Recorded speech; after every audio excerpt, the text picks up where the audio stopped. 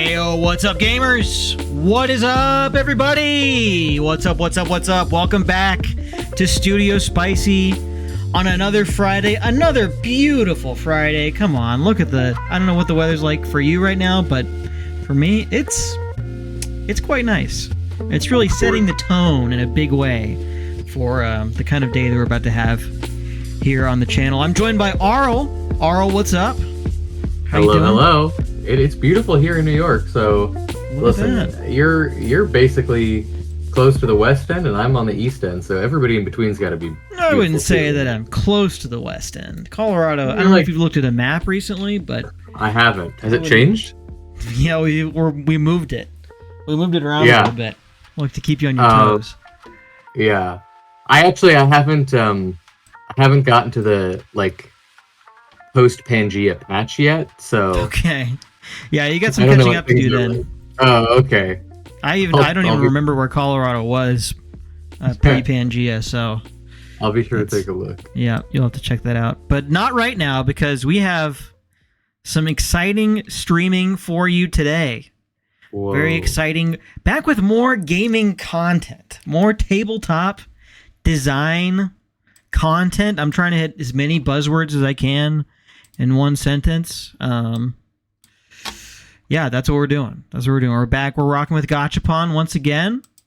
You probably saw it on our little intro screen if you joined early enough.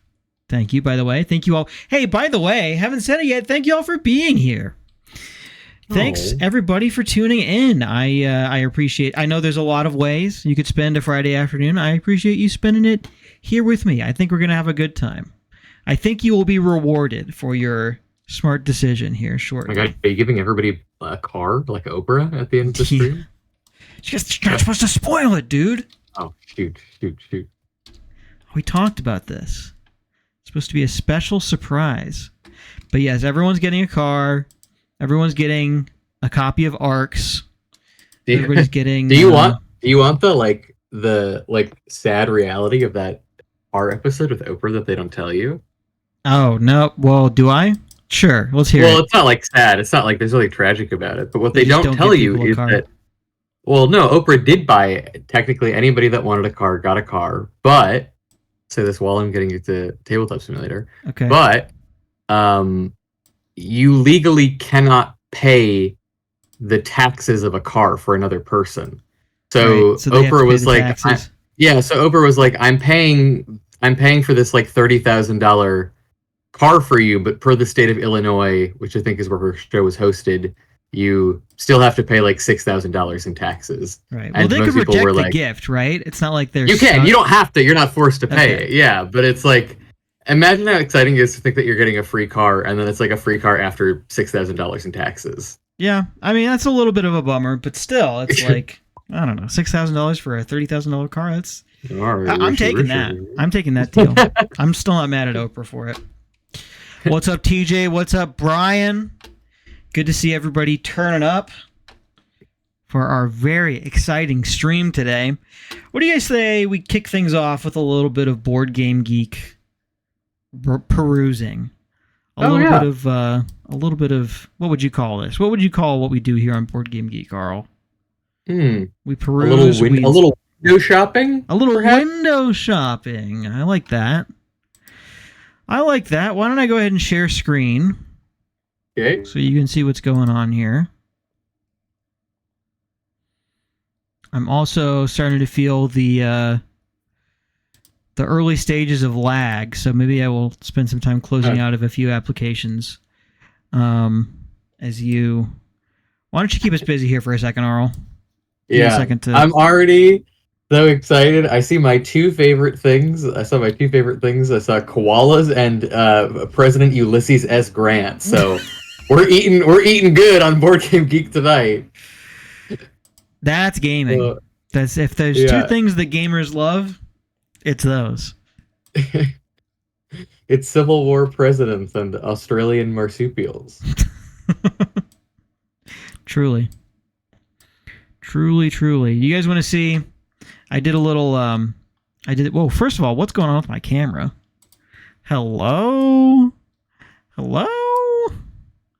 We need to bump that brightness up just a little bit, I think. Stream. I've got your chat popped out on stream, but I'm not looking at your actual like stream, so. That's better. That'll do nicely, I think. I did a little, I like to call it rolling, a little gacha rolling for AI art for Gacha-Pawn. Oh, okay. And our in the meantime today. So we do have some new some featured little art to put on the cards. Wow. There's Dog Detective. Oh, he's less of a dog than I thought he was going to be. Less of a dog? Oh, there's a Dog Detective. Sorry. I was looking at your stream, which was just on a regular guy. Oh, no, okay. He's 100% dog. My apologies. Yeah, that's full dog. That's full dog. And what tool do you use? I use Adobe Firefly. Okay. So, yeah, they are on the cards. Wow. Got some backgrounds and stuff going. So, just a little taste. Just a little sampling of what's to come. Yeah. I figure it's about time we start putting some preliminary art on the cards. Obviously, this is not anywhere close to final. I will not be using AI art for the final product. But as we talk about many times on the stream, I think it's a great thing to use in this exact situation. So here we are. We'll get more into that later. First, let's look at this hotness list. So, Arl, I have some. So I made an interesting discovery yesterday. Okay. As I was looking through Board Game Geek's advertising, marketing kit. Whoa, did you learn the inner workings of Board Game Geek's advertising? I did. So I'd like to direct your attention. You scroll down a little bit. They have a whole page of giveaway contests. Okay. So you pay them to have your game listed as a giveaway contest. And supposedly what they do is I don't know if you give them a list of questions or if they generate it. But they have a multiple choice. There's a little quiz that people do to enter into the contests, and it asks them questions about your game. And then the more questions they get right, the more entries they get into the giveaway. Basically, is how I understand it from briefly looking over the marketing kit. And one of the main pitches in the marketing kit for why you should do a giveaway is that it says games highlighted in the giveaway. It drives a lot of engagement for your game, and they typically end up on the hotness list. Yeah, because what will happen is you're answering questions about the game to get more entries, and to do that, you have to study up on the game, which means that you have to go to its page on Board Game Geek, which is generating rapid clicks on the page, bumping it up to the hotness list. Honestly, on Board Game Geek's part, actually very smart altogether. As a person in media, that makes a lot of sense, and they're gaming the system, but they're knowingly gaming their own system. So it's very interesting. Yeah, it is very interesting. It does. First of all, I hate this game. I hate this whole game. I hate everything about it. The Marshmallow Butts game. Have we talked about this? Arshmallows? We have not talked about it, but it's you don't have to tell me it's a German game. I sort of know that from the style of humor already. I think maybe I don't like German humor. That's what I'm discovering. It's like if this was an advertisement and it was England's favorite worker placement game about having a tea empire. I'd be like, you don't really need to tell me that. I know who made the game. It's okay. Yeah. Tell me your game is German without telling me your game is German. And so sure enough, here is Yokohama at the top of the hotness list. Ostensibly because they paid $2,000. It's not cheap. It's $2,200 to have a game giveaway hosted for your game. So there it is in the giveaway, and sure enough, here it is up here. I am very I don't understand how Mandalorian Adventures is not on the hotness list. This was huge at Gen Con. Brian says, he just said this, and I do feel like it has to be says, so if it's saying German's favorite butt game, does that mean there are more than one butt game? The answer is almost definitely. That seems like a German. I can't confirm it. Yeah. I would definitely believe that. That does not take much convincing. Okay, so you can spend $2,000 and probably get on the hotness list. Yeah. That's sort of how they kind of hold themselves I guess, sort of in this legal space where it's like you're not paying to get onto the hotness list. Right. That would be, well, you're paying to probably get on the hotness. It increases your chances. Many games that do have giveaways end up on the hotness list. Just saying. Yeah. Yeah, that's a funny way to do that. Sorry, give me 1 second. I'm still in the process of closing out of some of these massive Photoshop files. They're massive. They're so large. Close that. No. And I'm just going to close Photoshop altogether. Okay, we'll see if that does anything. Okay, yeah, we're feeling much more spry now. Okay, so here is the hotness list. Leviathan Wilds is new. I've actually seen some stuff for this. I don't know if it was on Instagram or where, but this game looks pretty cool. Seems like a co-op game from its blurb. You work together. I would say this falls into an emerging trend I'm seeing of like eco-conscious like game concepts. Oh. The idea is that like this is not, so Daybreak is obviously like a more direct example of this, but in this game, the way I understand it is there's like these giant creatures walking around and you have to save them by destroying these crystal abnormalities on them, so that they can roam free like they once did. The coolest thing about this game to me is that the board is spiral bound. It's like a book of boards, and there's all these different creatures that you can play on, and you fold it open, and that's really unique. I've never seen anything like that before. Yeah, it's unique is a good word for it. I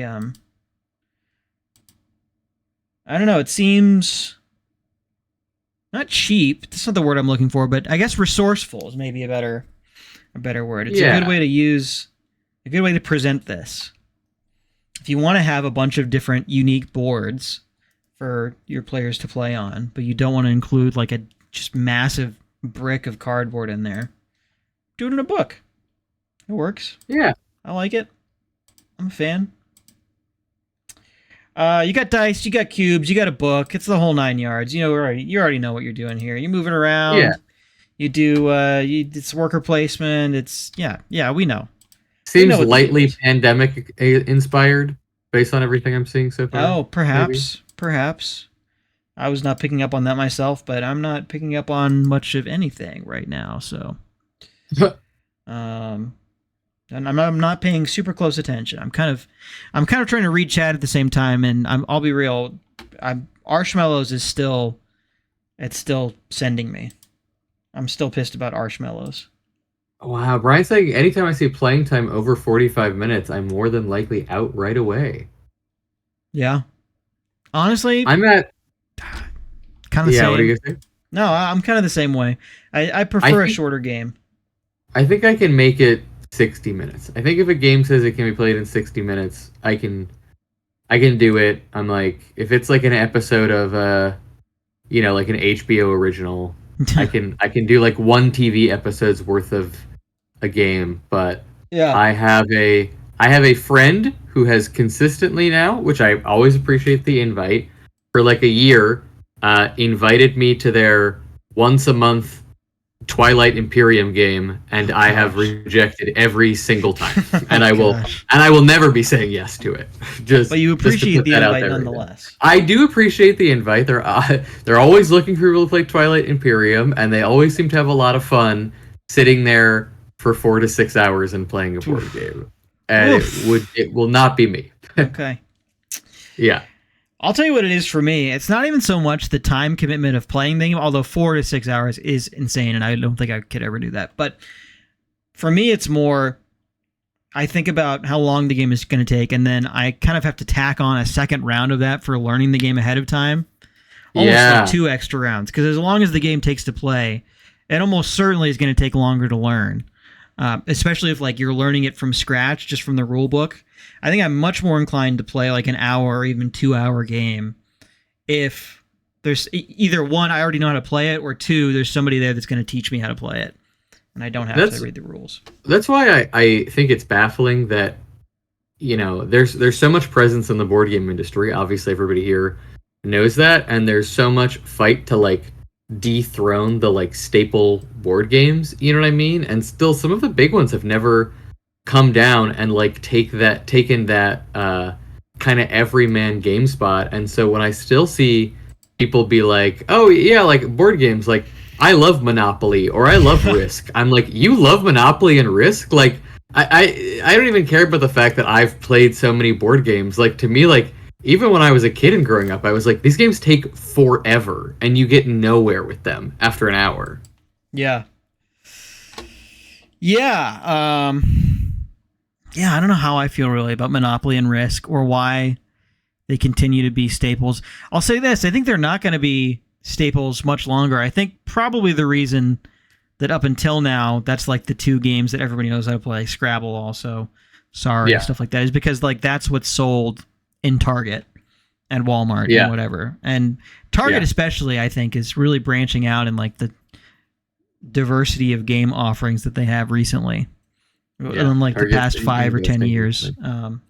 So I think eventually, I mean, it's like a generational thing, right? You're not really running into people that are going to say, oh yeah, Ticket to Ride was my first board game that I ever played yet. But there's probably people like that out there, They're just younger. I mean, and I'm even starting to see at Target, every time I go to my Target, I see the like cancerous lump that is like the late night party game board section. Like it gets smaller and smaller every time to make room for like, now my Target's got like Wingspan and Clank and other things, and I'm like, hey, those are like real games. Not like games that are like, what do you mean? I don't know.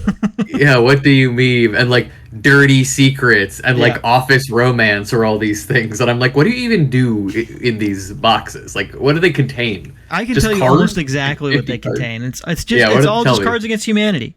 That's literally all it is. It's like two types of cards, like question and response cards, and it's apples to apples. It's Cards Against Humanity every single time without fail. It's what all of those games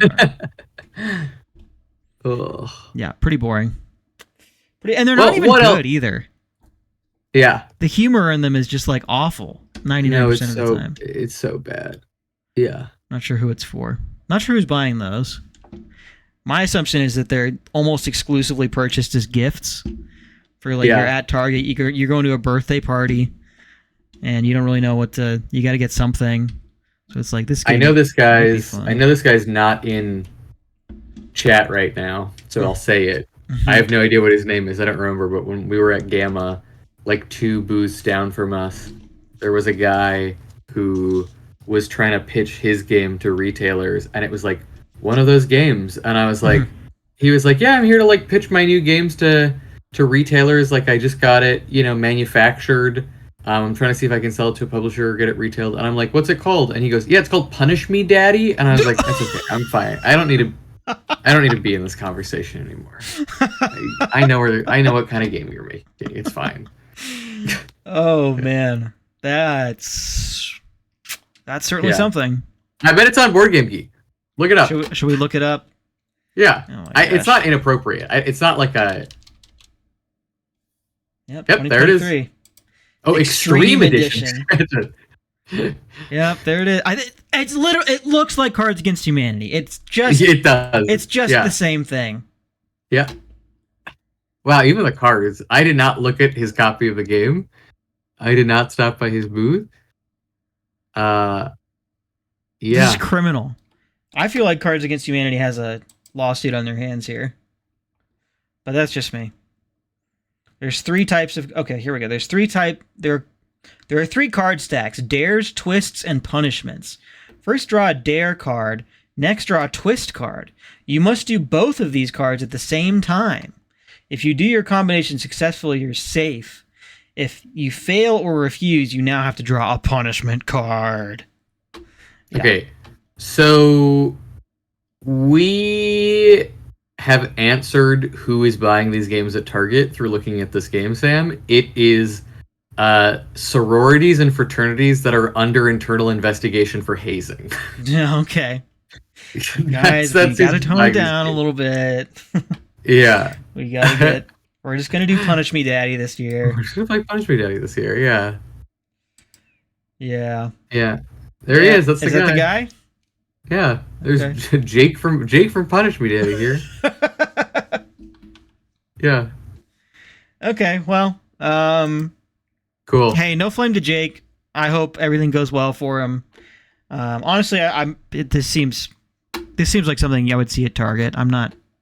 Yeah. Or Barnes. I bet he's gonna get. I bet he's gonna get the Target thing. You know what I mean? Yeah. Like, so good for him. TJ says. Side note: crazy how places like Barnes and Noble just like has so many real board games always in stock. I would agree. I think Barnes and Noble's was like the first one to really get in on board games. Yeah, I was in on the ground floor. When I was in high school, I read. This is my introduction to the board game community.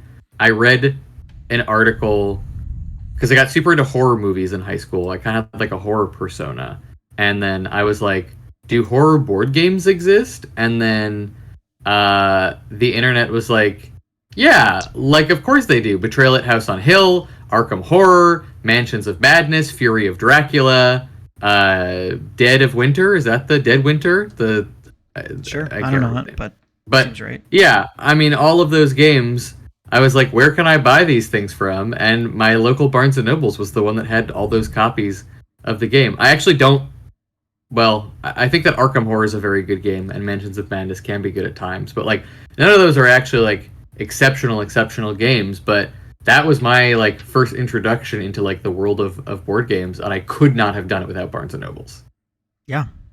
Let's go. Shout out Barnes & Nobles. Yeah. Doing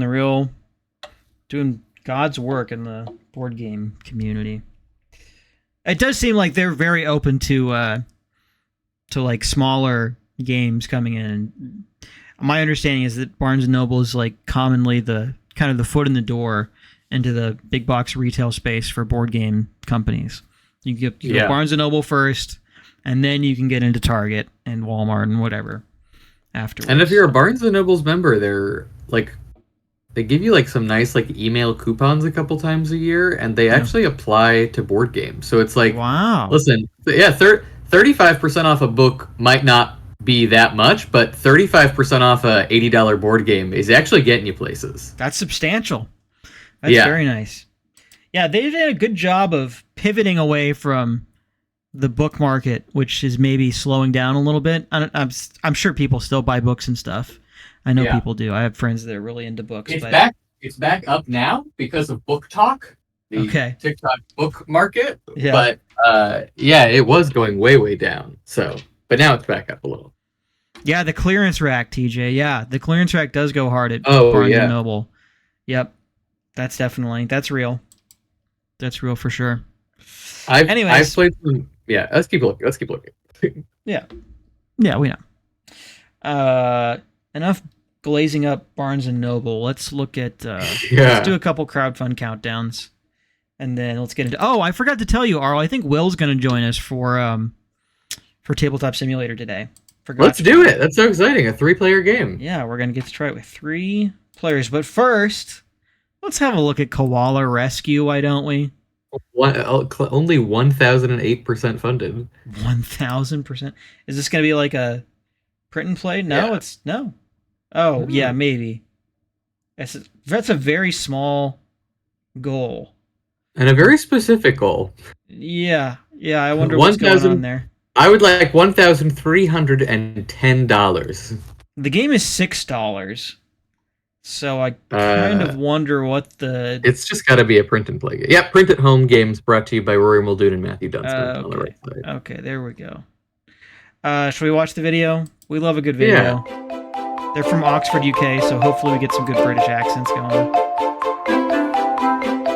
This is a gorgeous video. Very loud for me. I don't know if it's very loud on stream, but I would. I'll turn it down significantly. Oh, they did Sushi Go. What? I don't know this game. I don't know Baron Perk either.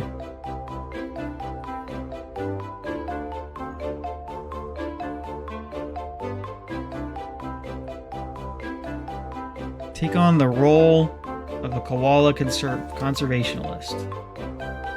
Plant trees. Make homes. Roll the dice. got a very good aesthetic to it. Yeah.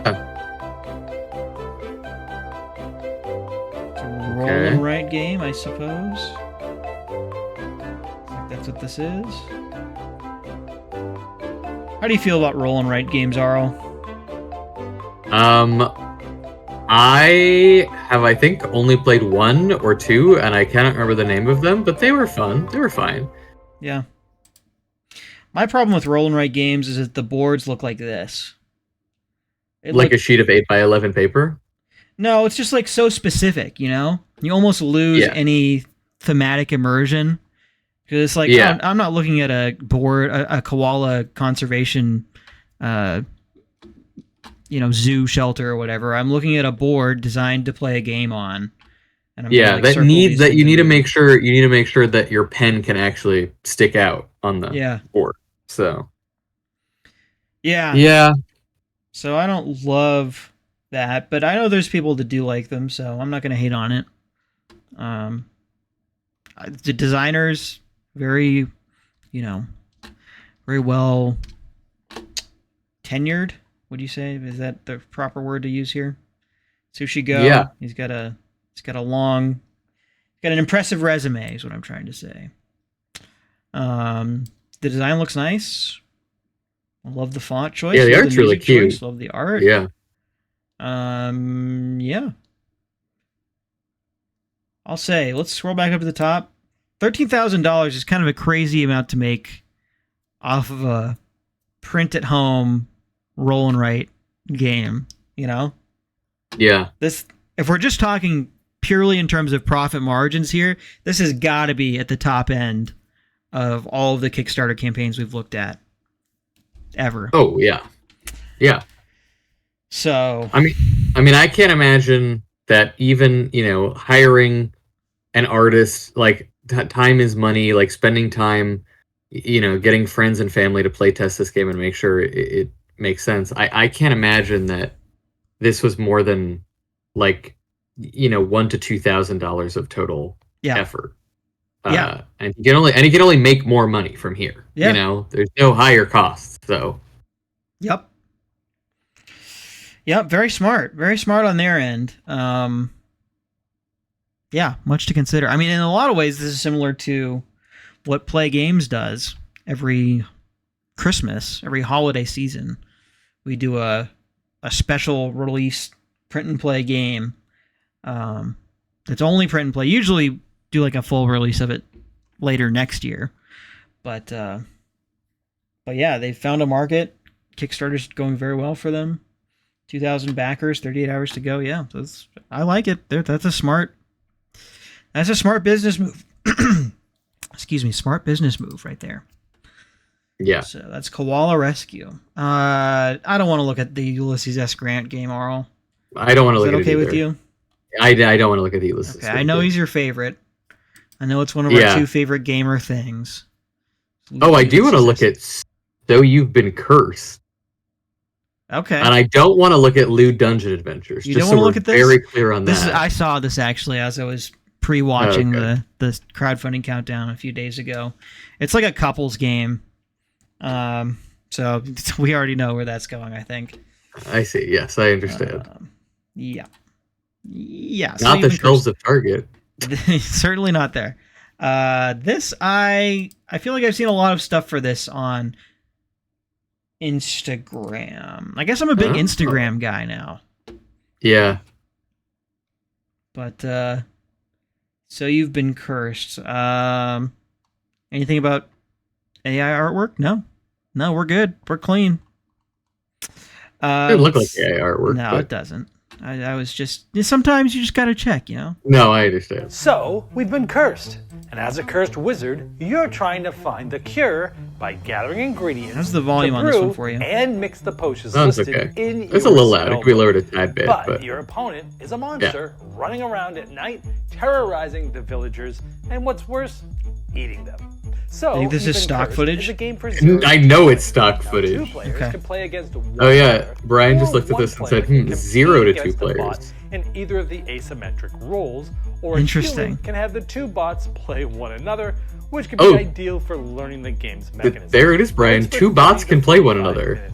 play, and it is for ages 14 and up, and is published by Luda Creations. So You've Been Cursed is an asymmetric game for 0 to 2 players, where one player will play the wizard. They're going to be moving around the village, possibly going to homes and buying ingredients. Do you think that they made it 0 to 2 players specifically for people like you and me and Brian to look at this and be like, what? What is that? I have to click on this to find out. I mean, I've never heard of somebody advertise their game as, not only is there a solitaire mode, but there's a mode where nobody plays. Can just roll. You just roll for you just roll for AI, and the AI, you just move the AI across and roll for their actions and decisions. That's kind of wild. Yeah, I mean, honestly, in some ways, our sports sim games are kind of like that. They could be marketed as 0 players. And a lot of them you're just kind of watching, or you can, if you want to, just watch things happen. There's like optional ways to involve yourself in it. But in the sports sim world, there's a lot of guys that like don't want to make decisions. They just want the game to naturally recreate with the statistics that it's been given, real life sports outcomes, and they don't want to influence it. So it's an interesting parallel here. I mean, I think that's why, and most of my knowledge is not the board game industry, but the video game industry. But that's why every year those like F1 manager simulators and football being like American soccer simulators are so popular, because you just like play a manager and it's like a spreadsheet game. Basically, all these spreadsheets get generated, and it's very exciting for people. Yeah. Are those games popular? I didn't know. I always knew that they were a thing. I never knew they were popular. They're popular enough to get a new one every year. So I guess somebody's got to be buying them. Some hardcore niche is really into them. Yeah. Interesting. All right, let's continue. Those ingredients are going to allow them to create cures, which is going to allow them to move up the cure track. And moving all the way up to the top of that is going to get them victory. And when they're short on money to try to get ingredients, they can try to rob villagers. They'll also be playing powerful spell cards, which will have requirements of certain ingredients or being in certain locations for immediate abilities or ongoing ones, with the monsters going around and eating villagers. And by eating villagers of the same type, when they get digested, they're going to be moving up a curse track. They get all the way to the top first. I like that they both get a track. They've got tricks up their sleeves as well by playing power cards of their own, sometimes even gaining them energy, which they'll be able to spend to enhance their different actions. So it's a race to see which of the 2 players can get to the top of their respective tracks first. But you can play solo as a wizard against a rabid monster, or you can be a monster against a possessed wizard, or you can play 0 players and watch both the possessed wizard and the rabid monster battle it out. Okay. You know what's nice about this video, which I say every time? They spent most of it teaching me how to play the game. Yeah, I feel like I understand it. I feel like I understand why it's cool. And we even got to the point where we were like, oh, they both have trees to climb. Like they both, have skill trees to progress and get more powerful from it. And we were like, that's a cool mechanic. That makes me invested in the game. Yep. I said it Wednesday. I'll say it again today. Asymmetrical is a mechanic, keyword, buzzword. I don't know. It's something I'm interested in now. 2023 might have been toyetic, but 2024 might be asymmetrical. Yeah. Yeah, I think we're onto something here. Cool. I like it. Scott Alms, where do I know that name from? I feel like I know. What else has he made? Why don't we ask Board Game Geek? It's kind of exactly what this website's here for. I got the answer for you if you want it. You're welcome to look it up. I'm looking it up right now. All the Tiny Epic. Okay. Yep, that's what I was going to say. Yep, cool. All right, that makes sense. All right, is that enough Board Game Geek for one setting? Do we want to do one more? Where are you? How are you feeling? There we go. Let's do one more. Let's do one more. Let's move down a page. Yeah. Okay. Dogs with jobs. Dogs with jobs. I've seen this before. You've seen everything. Yeah, I guess I have. Where have I see? Where did I saw? Where did I see this? It might have been a Dice Tower. In February. Is this just hyper realistic Paw Patrol? Yeah. Yeah, you know what? Yes, it is.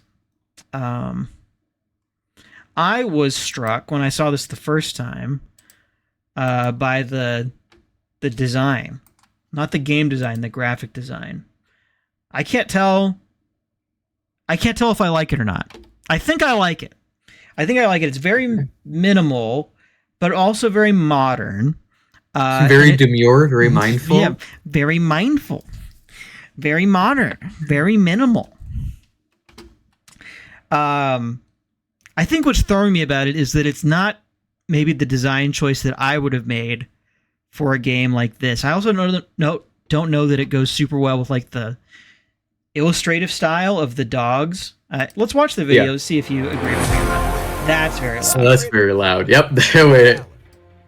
Determination. These four-legged heroes. Gross. Don't show me dog spit. Don't show. I was about to say that. So gear up your sled dog. Okay, look at this. Look at this card. What it looks like a Magic the Gathering card. Like the art is. The art does, yeah. The art looks Magic the Gathering. The like graphic design. The rest of the graphic design does not. Yeah. So this is kind of what I'm getting at here. I'm torn because I like both of them. I'm still trying to figure out if I like them together or not. I don't know. I like this. And be prepared for a thrilling adventure. I like how serious all the dogs on the cards look, and all the dogs on the real dogs on the pedestal look like they're about to walk off of that and take a nap for 8 hours straight. Yeah. Like, yeah, it is very funny. By your city to assemble your own team of fearless pups and answer the call of those in need. Even the like trailer for this is like very like streetwear almost. You know, it feels like it should be a game console commercial. With this like kind of metal grate like matte black table that they're playing on. Yeah. And the music that they got going in the back, I'll turn it up a little bit more so we can hear the music. It's like, listen to this. To outperform other recruiters for the greatest amount of reward points possible. We're in a club right now? So, you'll need to wisely manage your dual-use job cards to even... The job cards! Look how like sleek and... I don't know why I'm freaking out about this, but... No, but I do see what you're saying. There's like a disconnect between the gorgeous art for the dogs and then everything else is just like really cold and metallic. Like it's like a minimalistic game. Well, and even like the theme of the game, it doesn't feel like, even if the dog cards had been, you know, illustrated in like a style that matches this a little bit more, it still feels a little bit off for like the theme of the game. You think about like what a Dogs with Jobs, that's the name of the game, right? You think about what a game called Dogs with Jobs is going to look like. It's not this, for me at least, you know? No. Brian says, how about a game where you have to eat all of your nachos in the tray where the bottom ones get soggy? Okay. I think he's onto something. Yeah, I like that a lot. What if it's asymmetrical where one player... Yeah, it's a 0-player game where you're rolling for both the sogginess and the nachos. Yeah, nacho simulator. Yeah. Yeah, I like it. All right, continue. Or complete work to gain hidden reward points. In order to make the most of your time out in the field, be sure to cleverly employ the skills of your dogs. It feels like the person that designed this game... He just tapped that. He tapped the guard, by the way, yeah. The Doberman. Can't say that. It feels like they hired an artist without really looking at their portfolio. And the artist was like, I'm not really sure why you hired me for this, but I guess I'll do a great job anyways. Yeah. And then they killed it, but it's just like, you know, it doesn't look right. Their experience along the way. This is like... Excel at the task at hand, and you may even end the day with bonus rewards for your tactical efforts. But stay alert. There are other expert teams out there, hungry to go to work as well. Each with their own unique traits and defensive moves you'll need to face head on. They even have the brat colored font. Come on. Card battler? I don't know what this is anymore. So I've not even been paying attention to the mechanics at play here. I'm just so... You're really into... The art is the equivalent of like when they asked Phil Collins to write the Tarzan soundtrack. Yeah.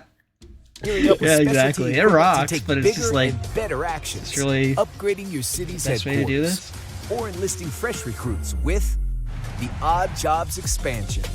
The uncommon talents of these canines are guaranteed to shake things up. With only 8 hours in your workday, each team must race the clock so no jobs are left in your hand. Do you have the nerve to take on? Okay, I get it. I don't need to watch the rest of this video. Brian says it feels like $100,000. the dog. Brian says it feels like the dog's job should be hitmen or snipers. I think that is true. That is largely correct. Yeah, very accurate. Very astute, Brian. Couldn't agree more. Yeah, I don't know. I have nothing to say about the game. Obviously, I have a lot to say about the art direction. $25. That's a crazy price. That's very cheap. Yeah, that is really cheap. Um, Do you think it has those really nice foam inserts in the box that they showed? no shot. No shot, Okay. right? For $25, I'd be... I don't know. I would be shocked. It just feels like it should have a cartoony art style. Yeah. I love the Dog- art style, though. I love this No, art I do style. love It the looks art. really cool. It's just, like, not right for this game, I think. Yeah.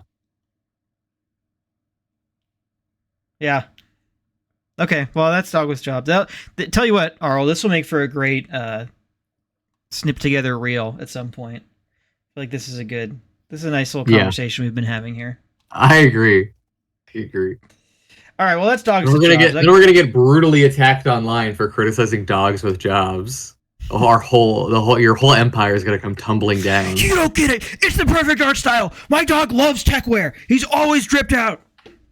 I can't believe, but also like it's so funny because the cards like one of the dogs is like escaping from a burning building on fire, and the other dog next to him is just like a therapy dog and just chilling out. And it's like, well, I don't want to say that one dog's job is easier than the other because they all have their own challenges, but certainly one of them is maybe putting their life on the line every day.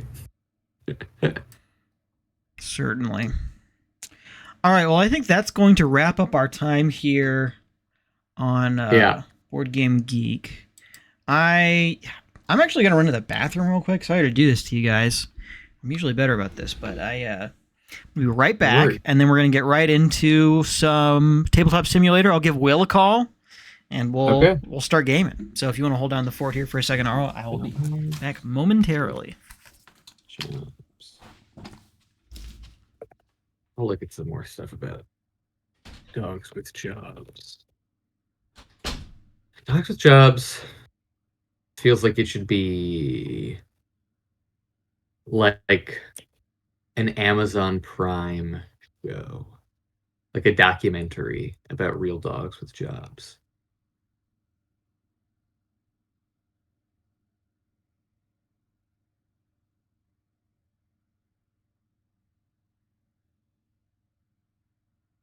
See what we got here.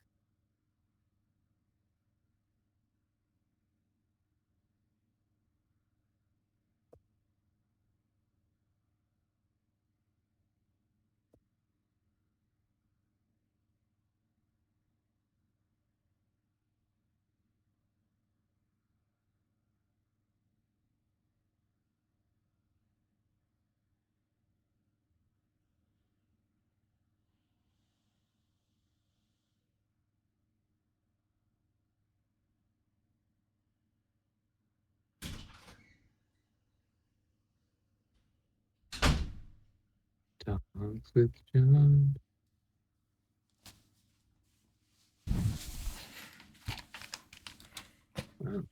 All right, we're back.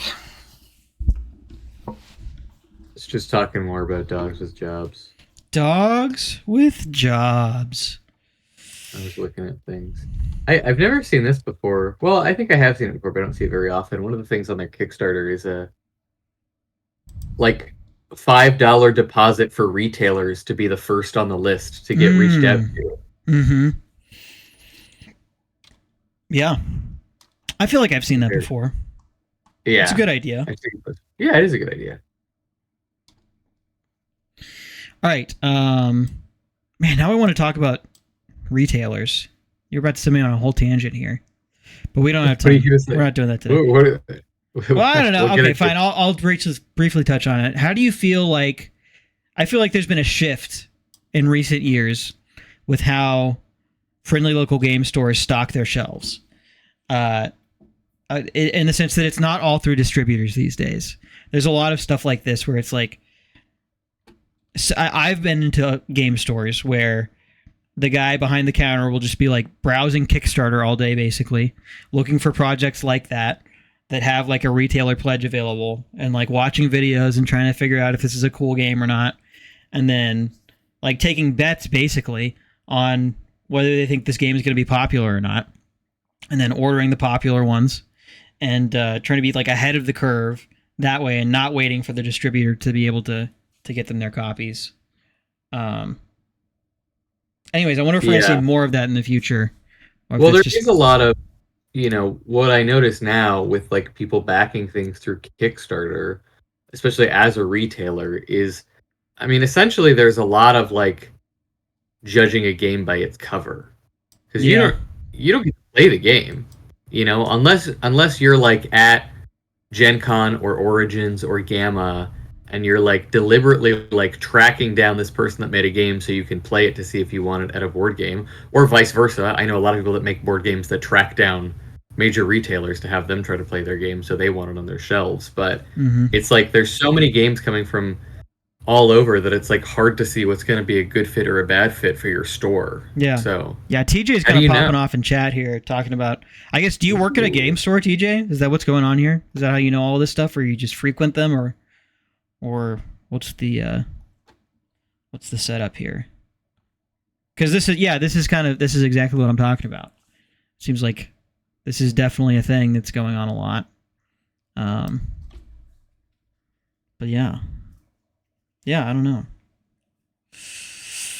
I think TJ's just I think from what I know of TJ, he's just a very frequent like game store attendee and board game player. Okay. I don't think he like owns or works there. Yeah, he's heavily involved in his local game store. Okay, very cool. Yeah, I mean, but that's sort of the thing too, is that you just sort of like find the thing that is the current trend, and then you make a board game for it. Like last year, it was like mushrooms and frogs, right? Like cottage everything is mushroom. Yeah, cottagecore was very popular. It's still like it's kind of fading, but it's still that. And so you make a cottagecore themed game, and you put it on Kickstarter, and then everybody goes, "Oh, well, that's really popular," and then they back it. So, Brian says I'm taking HD to my game store tomorrow to show off to one of the owners. He's super excited to play it. Oh, nice. Yeah, that's cool. We have tried putting play games in our local game stores before, and our experience has not been super positive with it. And I think the components just kind of aren't up to snuff for what the modern gamer expects. So I mean, let me know how it goes, though. Yeah, let me know how it goes. It's exciting. All right. What's up? Sorry. I was gonna say if you're trying to get retailers for things like Mythmash when it comes out, you let me know, because I've made the connections with the local New York City board game stores. So okay. I can always see what I can do for you. I think we will talk about that. We will certainly have conversations about that in the future. Right now, though, I am going to add Will to this call. Add people. Add friend. Add prodigal. There we go. There he is. What an edgy little name. Hello. Hi. Waiting on Will. There he is. Will, what's up? Hey, how's it going? It's going good. Will, this is Arl. I don't know if you've met Arl before. Arl, this is Will. I'm not sure. I feel like we've met once. Yeah, you probably met once. Because you play League of Legends, yeah? Occasionally. I feel like we've played one League before. Yeah. He doesn't really play anymore. Hello. It's been a while since you've played. Yeah. I don't know that you can really claim that anymore. Oh, Brian wants to know. Real question for you, Sam. Do you feel the interest level with your games, play games, is because they're sports games? Yeah, I mean, I think it's a really niche type of game. It's very interesting to a small group of people and not super interesting to the rest. you know. So I think the interest has something to do with it, but I do think that if the games were better produced and maybe also made some efforts to be appealing to non-traditional sports sim gamers, spinning it more as like an RPG than like a simulation game, then I think there could be some inroads there. That's something we talk about a lot here, actually. But that's a conversation for another day. We'll tell you what, we'll talk about that at some point on this channel.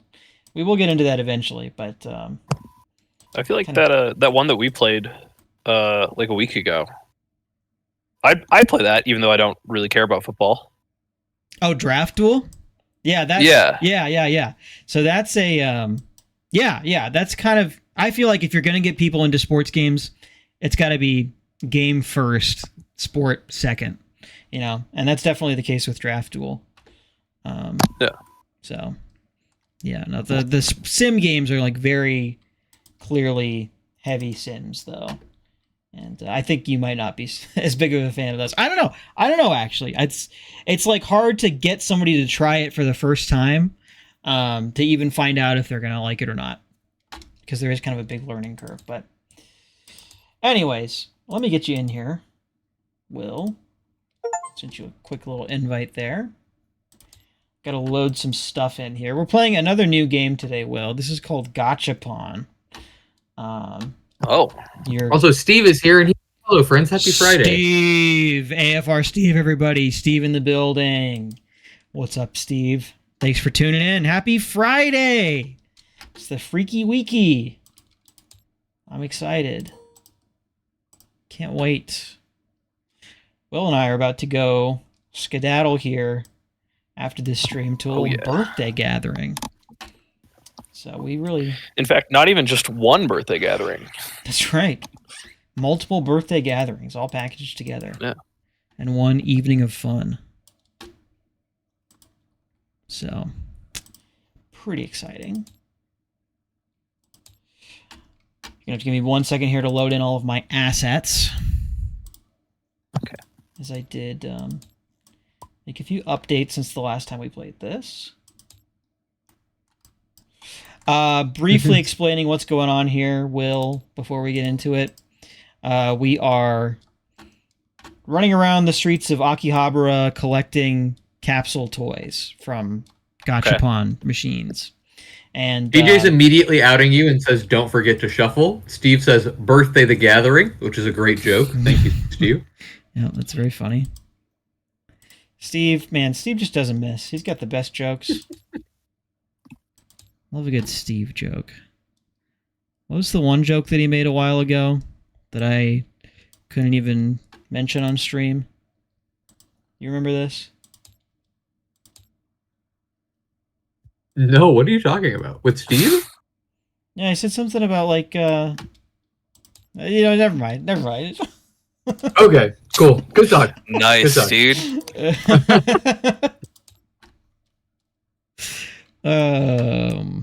Anyways, good to have you here, Steve. Oh boy. He just doesn't miss. He just doesn't miss. Bring that in. And one more deck. We're almost done. I know it's a lot of decks. I understand. I'm aware. Don't worry about it. It's going to be very... You're going to understand this immediately once we start playing. I know you were very concerned about that, Will.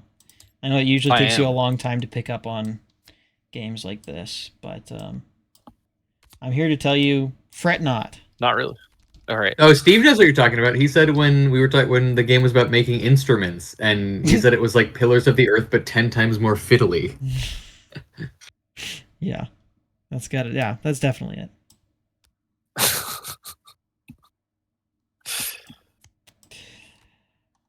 All right, here's our trophy deck. Here's our market deck. See, they all slot nicely on these little spaces on the board. It just makes sense, right? You already get it. You already know what it is. I don't need to explain this to you. But just for good measure, I will.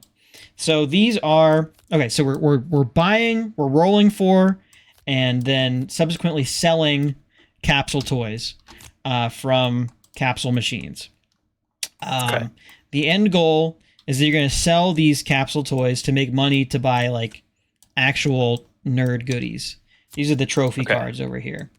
So this is the Gacha Cast 2, Gacha-Pawn Pink. There's a slushy machine, which I think we added in just because we needed like a food-oriented one. So anyways, that's what that is. So on your turns, a few things you can do. Kind of in any order that you want to. The first thing you're going to do is draw cards from your deck. So it's got some deck building elements to it.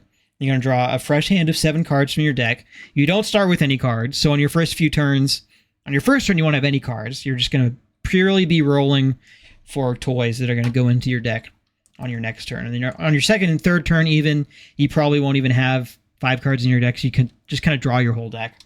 But eventually you get to a point where you have enough cards in your deck that you're not seeing them all every turn. So that's the first thing you do on your turn. Then subsequently, in any order, you can spend coins to roll for new capsules. You can roll as many times as you want on your turn. The cost goes up each time you do. So it starts at 2 coins. You're going to start with 10 of these, by the way. Arl, maybe you want to deal out 10 coins to everybody while I explain this. So it's 2 to 3 to 4 to 5 to 6. Sure. You can keep rolling as many times as you want to. When you do, you are going to roll this die here, and it's going to tell you which of the capsules you get. Oh my gosh, I forgot to shuffle. Oh my gosh, that's so embarrassing. I just got called out for it. I just got called out for it. I always forget to shuffle. Oh my gosh, I can't believe I did that. That is so embarrassing for me. Career ender right there. I'm over. It's all over. Pack it up. Hang up the call. No point in streaming anymore. Couldn't even remember to shuffle. You'll notice that some of these cards have art. Most of them do not. Are the art ones better? No, they're exactly the same. Do not. That's why I'm pointing it out to you, because I knew you would think that. Okay. I knew your caveman brain would think art on cards equals better. Yeah. You ask somebody to help test a game, and this is how you treat them, huh? You know, this is how he treats me all. This is how he treats me all the time, dude. Not all. Yeah, it is all the time. I'm sorry, Will. Yeah. I'll give you a hard time. This is just the standard Will treatment that I get. Undeservedly so. DJ said he's unfollowing because he didn't shuffle the card, and I think that's fair. That's I can't even blame you, TJ. All right, let's flip these over. So that's how it works. You're gonna roll the die, and you get the one that you get. If you roll a 6, you get to pick which one it is. So that's why there's only 5 spots here. Let's go over card anatomy a little bit. So on each of these cards, there's a name, there's some symbols, there's a value, and some text. Symbols don't do anything on their own. They only are there to be called into effect by card text, basically. The value is how much you get when you sell the card. A lot of cards will have ways to modify the value of other cards. There's also a market card that gets dealt out every round that will also modify the value of cards. So you'll see the one we have down here says all food cards get ×2 value.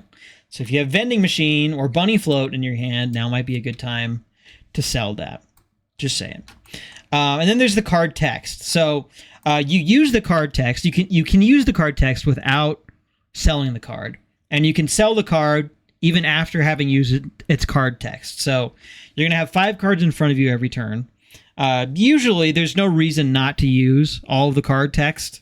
I'm trying to think if there's any cards where you wouldn't want to use them, but there's kind of no reason not to. So sometimes the order that you use them in will matter. So just kind of tap them to keep track of which ones you've used already and which ones you haven't. But aside from that, you're probably going to use every card that you have in your turn. There's no cost to use the abilities or anything. It's just something you get for having the card in your deck. And I think that's basically it. You'll notice there's some synergies between certain cards. I've done my best to make sure that every card in the deck has like a couple different cards that it can synergize with. There's also these snack cards. So on your turn, once per turn, you can buy a snack from the vending machine. That's what these are. They work a little bit differently. You just get to pick which one you want. They have different costs associated with them. The names are all ripped directly from Persona 5, so don't call me out on that. And then these are going to be like one-time use cards. So they go into your deck, and then when they come up again, you can play them. They go to the discard pile, and you get whatever thing it says on the card. Okay? Is this all making sense? We could also start with me and then go to Sam and then loop around to you in third, so you see 2 turns before. Sure. I'd prefer that. Sure.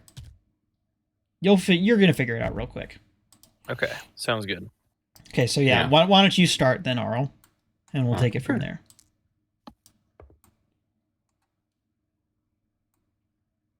Okay.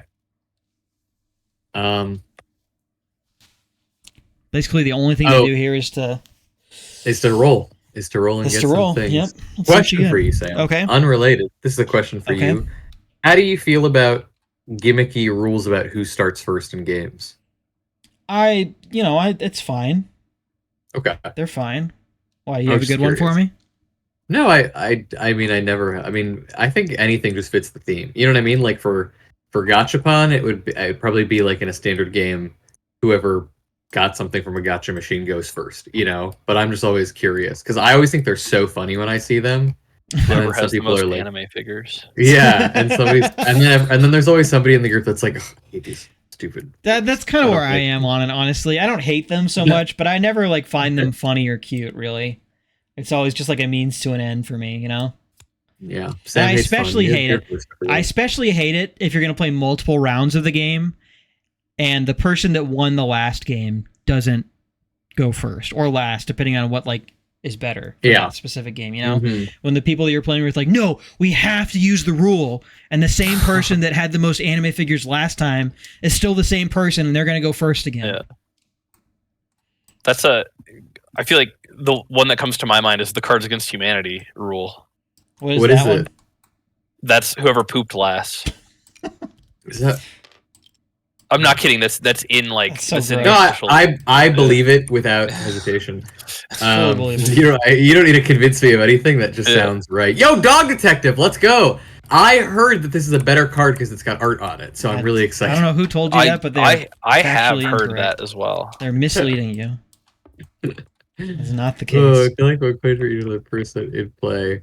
Okay, there's not many people out there right now. In fact, Catgirl replaced Dog Detective is the only one that came up. So, man, there's Catgirls in this game. Yeah, it's in slot number 1 right now. You can think of these. I failed to explain this as I was explaining the game, but you can think of Steve, these. you came in, you delivered so many bangers, and now you're heading out. Thanks for chilling, Steve. Great weekend, everyone. Happy gaming. Have a good weekend, Steve. Appreciate you being here. You can think of these cards up here, Will, as when you're looking at a gacha machine and there's the ones towards the bottom that you can you're probably going to get one of those. That's kind of how you can view these cards up here. You're looking at the machine, you're thinking, okay, I'm probably going to get one of these. Then you roll a die to see which one you actually get. Okay. Does that make sense? I am going to spend 1 coin. Get mixed nuts. Okay. And then I am. Whoa! What if I go crazy? You could go sicko mode right here. I am gonna go sicko mode. I'm gonna spend my 6 coins to buy the manga. Whoa! And just get a point in the game. Whoa. Isn't that insane? That's what I'm saying. Oh, it's first to 10 points, by the way, Will. These are the trophy cards down here. These have points on them. You're trying to get to 10 points. Whoever does that first wins. Some of them also do other things, but yeah, for the most part. And that leaves me with 1 coin left, and that is where my turn will end. Okay, beautiful. I'll take my turn. Oh, you are supposed to get a coin at the start of each turn. I guess maybe not on round one. Not on round one. Not on round one. Not on round one. Okay. Oof, thanks for reminding me. All right, yeah, I will similarly start off by doing basically all there is to do on your first turn. This is, by the way, Will, part of the game that we're still kind of working on. It feels like you should probably have some starter cards to like do some things for you. But for now, we'll get to the point of the game where stuff starts actually happening pretty soon. Bunny float, that's for me. Oh, I need to spend my coins. 2 coins going into the bank. Then I'll go ahead and roll again for 3. Guess I'll replace this first. It's the maid. 3 coins. 3 coins going into the machine. 5. Oh, wow, okay. Now I get the maid. Very cute. Very, very mindful. Very demure. Should I buy a snack or should I roll again? I think I might roll again. Actually, oh, there's Secret Agent. The card's actually better because there's art on it. That's just what I heard. That's what I hear. That's just what I heard.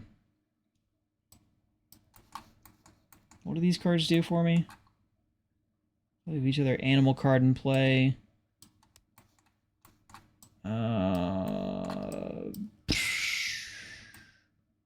Yeah, I think I'm rolling again. I'll spend 4.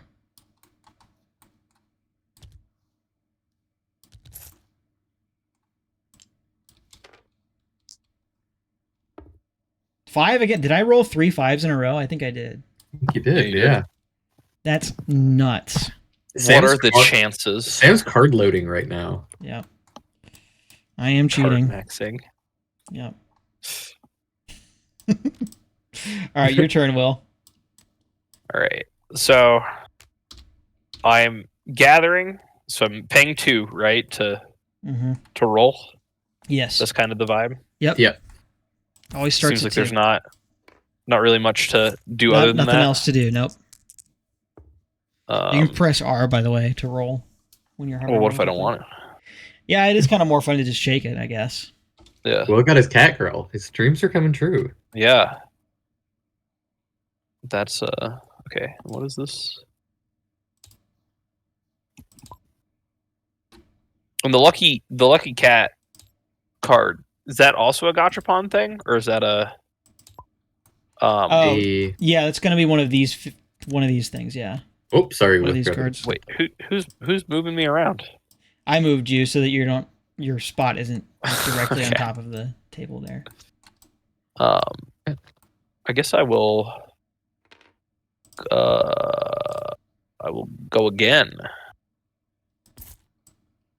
Okay.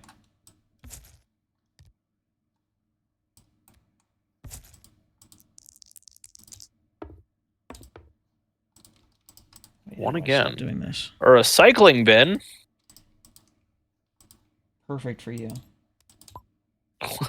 What does that mean? I don't know.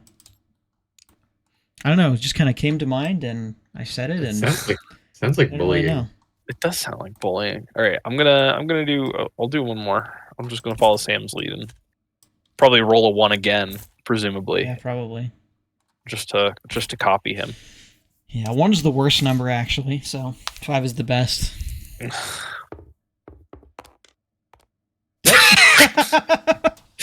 All right. Perfect. Do I get extra points for having called it first? No, there's no call your shot mechanic in this, unfortunately.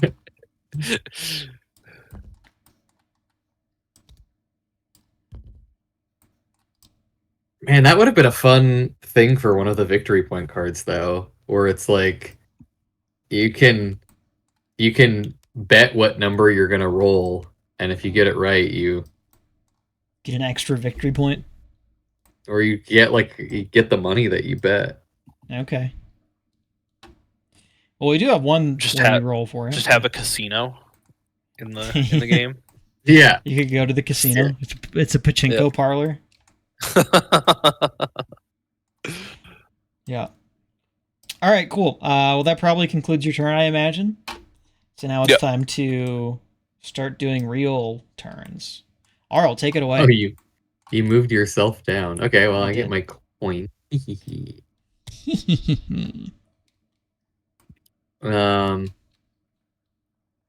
And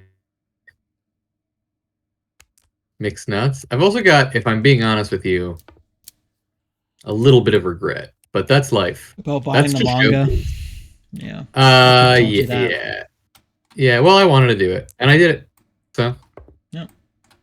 Perfect. A 5. That's exactly what I wanted. That's supposed to be my thing. I'm supposed to get all the 5s. Oh, did we get a new card up for the... Oh, yeah. Flip a new market card. Oh, food card times 2 value. Whoa, that's the same as the last one. Did I shuffle this? I know I did. I know I shuffled that. Okay, I will take my new string card. This is my handout. Right now, I will end my turn. This is all I can do. Excellent. No abilities to use, I suppose. I mean, not really. I guess not. No. All right, cool. Well, I will take my turn. I'll start by taking a silly coin. Actually, just gonna copy and paste this one. Actually, can I refresh my turn? Well, what is? Can I go? Mean? Can I back it up a little bit? Can I go? Suppose. Yeah. I rolled a 5. Oh, you're gonna spend your mixed nuts. I see. I'm gonna send my mixed nuts to shift up 1 to a 6. Yeah, okay, so I can pick the card, and then I'm going to take my chef, which synergizes with Dog Detective. That's what you and that's going to be my turn. Okay. Yep. Beautiful. It's a beautiful thing what you just did there. Just for my sake, the icons on the left underneath the name, is that like their tribe? I don't know what game you're referring to. That's like Magic the Gathering? It's their classification, yeah. Okay. So that's just like Magic. That's just how things synergize, or like types in Pokemon. So okay. The things are people, food, tech, and animals. Yeah. Well, yeah. It's all things that are commonly found in Japanese Gacha-Pawn machines. I did extensive research on this, Will, and I plan to do more when we're in Japan in a couple weeks. This is going to be a core. I'm going to spend a couple days, I think. Oh, is Will also going to Japan? Yeah. Whoa, you guys, I don't know, you're trouble. The two of you together. Uh-oh. You should have seen last time. We had a really cute romantic moment together in Akihabara where I was holding the umbrella over his head while he was do you want to hear Gacha-Pawn. Do you want to hear a real story about a real thing that happened to me in Akihabara Electric Town when I went to Japan? Yeah. If you want to talk about a romantic moment? Yep. While you're taking your turn, I'll tell the story. But I went to a 10 yen arcade, which are the arcades that are just filled with arcade machines from the 90s and early 2000s that nobody plays anymore because there's all these cooler arcade games. And I was playing like a King of Fighters 2002 type game, just really old, perfect condition arcade fighting game.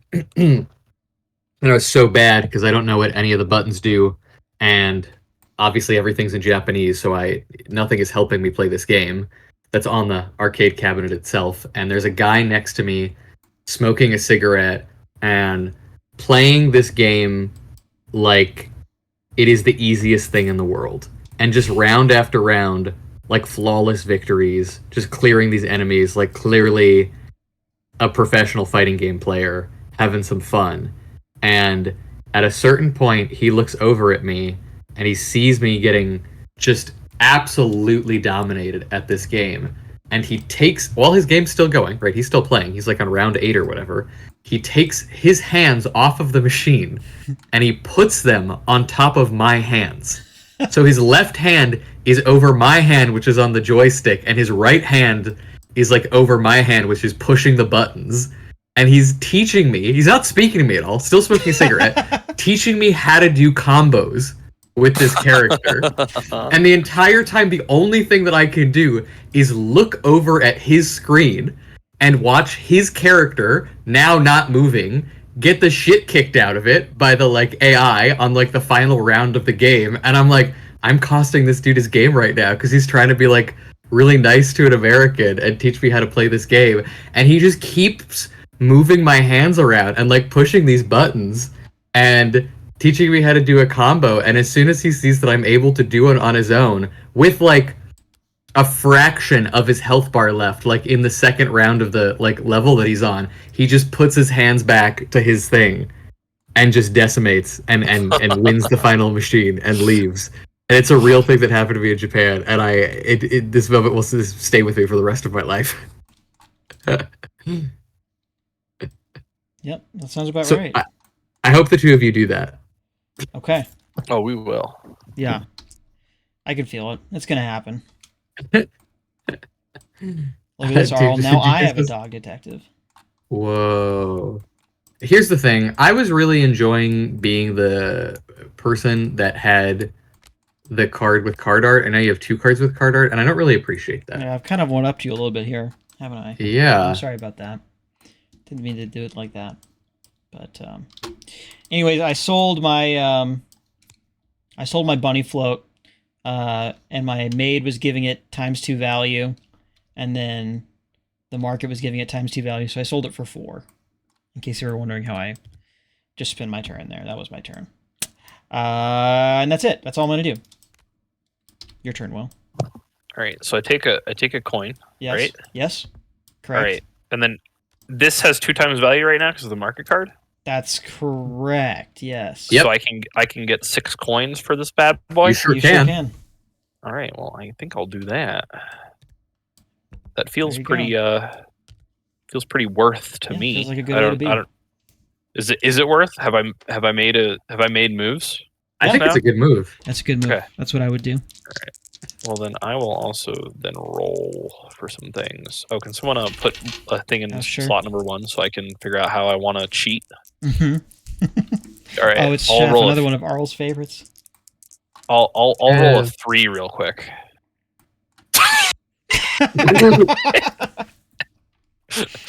Beautiful. It's a thing of beauty. Yeah, How does he do it? How does he do it? So by the way, Will, this goes to your discard pile, not to your cards in play. So if you were hoping to be able to turn around and sell this, you cannot do that this turn. No, that's fine because I'll wait until the market. Wait, and then do I draw from my discard pile at the start You draw of the turn? from your deck. Your deck becomes your discard pile, or your discard pile becomes your deck if you don't have a deck. Okay. It's like classic deck building fare. Okay, I see. Well, I will once again roll. I'll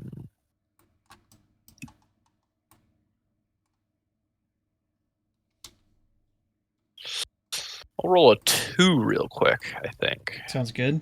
Sounds like a plan. Ah! Your luck's run out.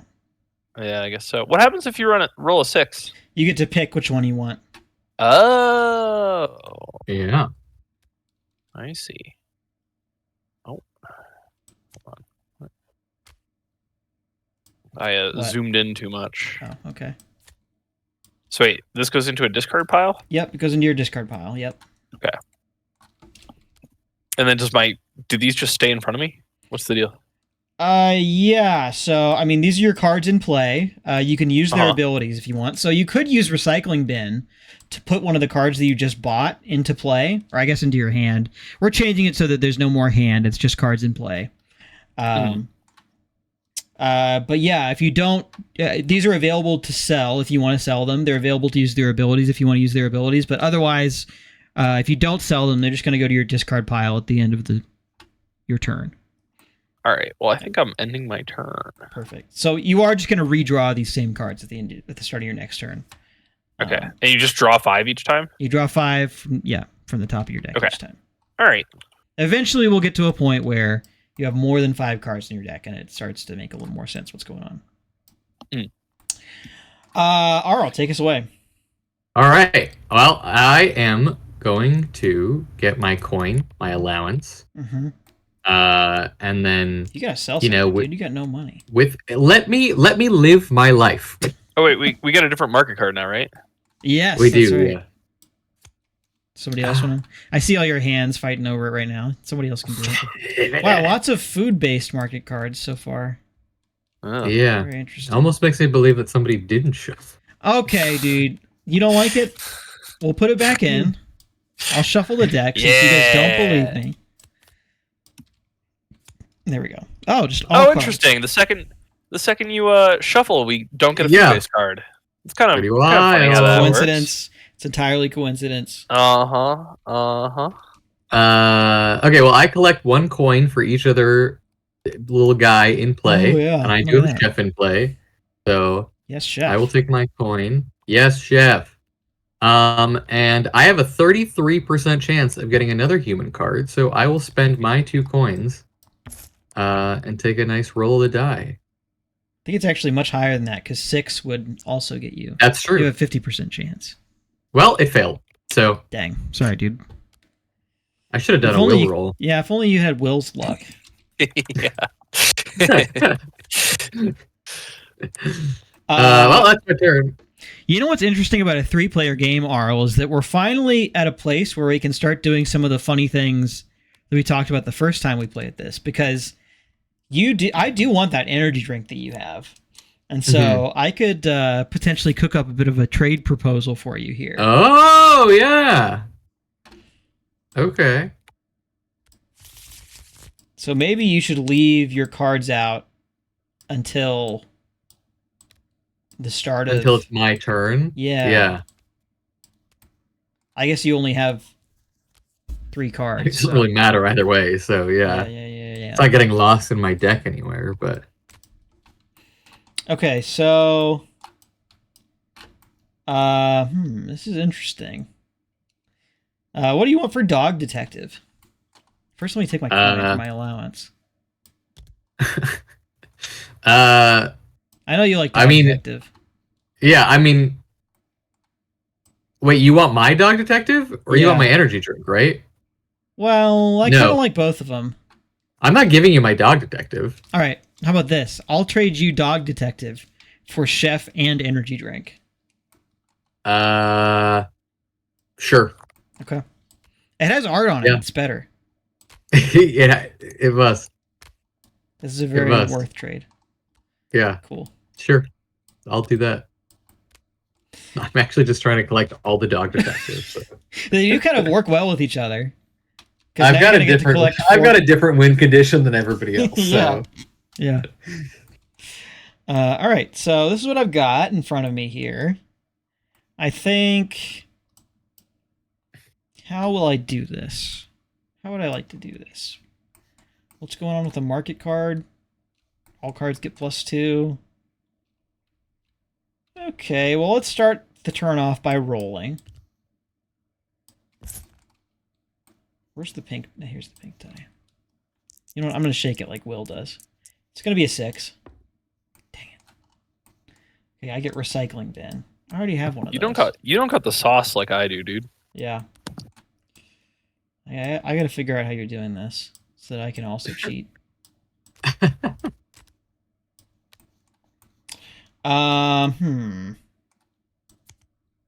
Okay.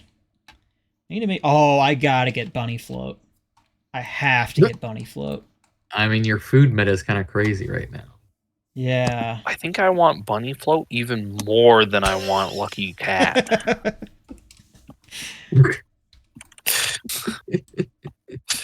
I'm gonna sell Vending Machine. It sells for 4, and I get to take a snack card for free. This Lucky Cat artwork is the least... Like, it would actually take me a while to know that that's AI art, I think. Yeah? Dog Detective kind of smells of AI a little bit, but Lucky Cat, something about him. Yeah. Honestly, the... AI art, Sam? Yeah, well, obviously for prototyping reasons, dude. Dude, I'm gonna tell Twitter. You better not cancel me. If I get canceled, I know who to look at. I know who to come after. I know who's TJ asks, how much luck do you like in a board game? That's a great question. That is a great question. I think it depends.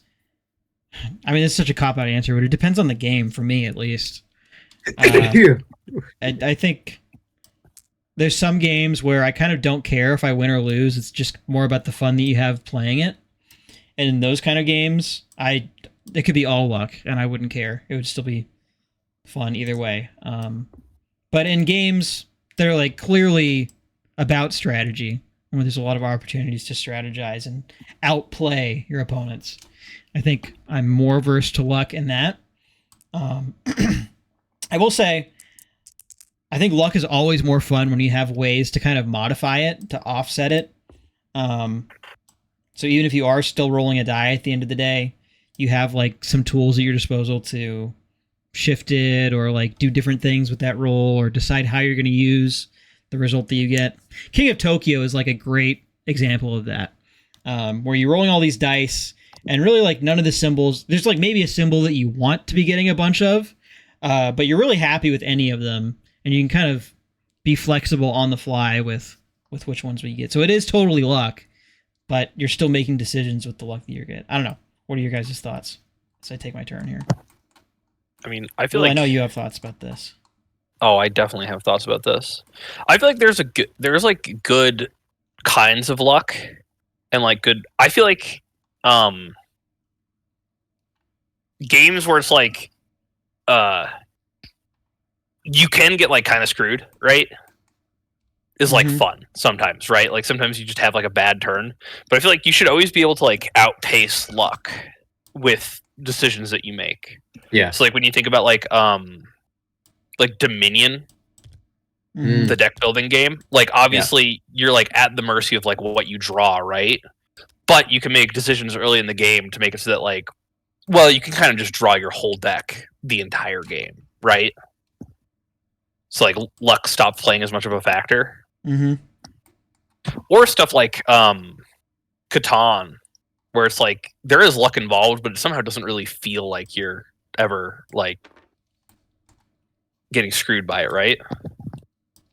Yeah, I agree.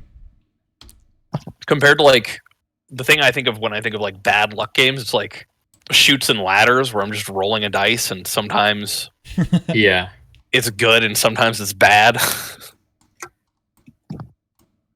Yeah, for sure. I still don't have my bunny float, so I think I need to roll again.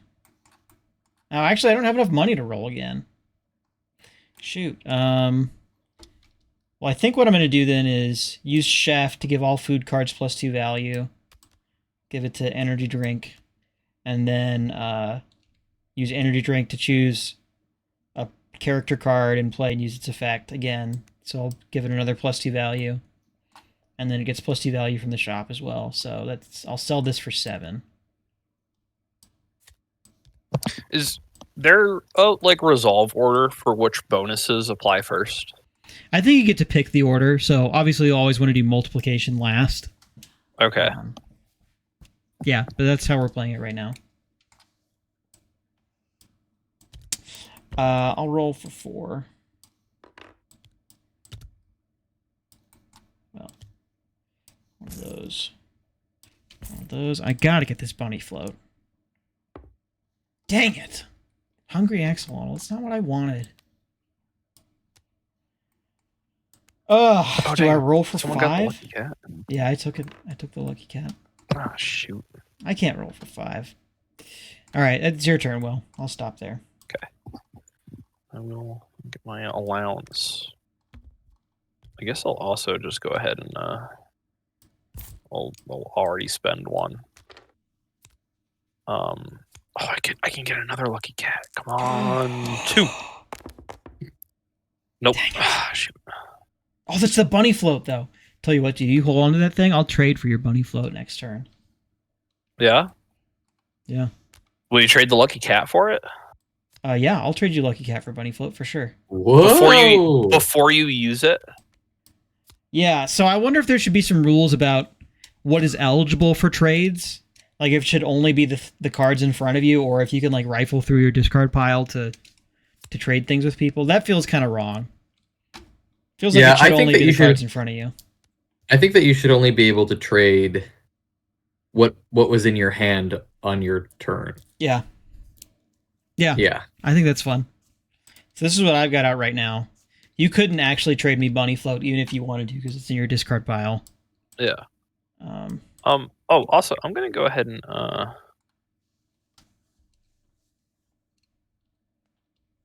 but I could play the flip phone and then get it, right? Oh yeah, you could potentially do that. Yeah. You have a cat girl? Yeah, you do. Yeah. Yeah. So what you would do is if you would need to draw a card. You have no deck from which to draw it, so you would flip over your discard pile. I guess it's just the one card. Yeah, so you would just get that. Yeah. Yeah, but I also there's no point because you don't have the card that I want in your hand. Yeah. So whatever. But I am gonna sell. Oh well. The gears are churning. I'm not gonna sell the capybara. All right, I think I'm just ending my turn there. Okay. Did you take your allowance? You did, I did right? take my allowance, yeah. Okay, good. Oh, leave those out actually, in case somebody wants to trade with you. You're right. In fact, why don't you go ahead and put the bunny float out too? Because there's really no reason not to. I might draw the lucky cat on my next turn. We can make a little trades. Yeah, why don't I do that? Good point. All right, your turn, Arl. Okay. All right. Let's get down to business. Let me get my coin. Yeah. I got 2 things. They both synergize with each other, so I get 2 more coins. Very nice. You could get a third, I'm realizing. And that is my goal. I wasn't joking when I said that I have a different win condition. Yeah. I got a secret envelope before this game started, and it just said, if you buy every dog detective before anybody else can, then you can sell them on Gacha eBay for 600 coins apiece. So, wow. Okay, let us roll. Would that be fun if everybody gets a card at the start that says like this is the card that you're secretly after? That would be fun. Oh, Also, wait, give me 1 second. Okay. I got to. I'll be right back. Okay. I will take my rusty mug. And that works pretty well with you, actually. It does work pretty well for me, yeah. Yeah, I'm not upset with it. And that will be my turn. Okay.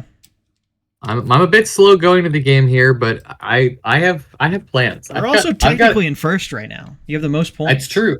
I've got goals and aspirations. Mm-hmm. This green die, technically speaking, will never come into the game now because we got rid of the card that uses it. Very true. See you later, green die. All right, so that's the end of your turn? It's the end of my turn, yes. Very good. Okay, sorry, I'm back. Welcome back. You missed literally nothing. Okay. Good. I do finally have more than 5 cards, so there will be 1 card that I don't get to see, and I really hope it's not Lucky Cat, because I want to make this trade with you. Okay, there it is. There's the Lucky Cat. Oh, and you know what? I can actually use its ability.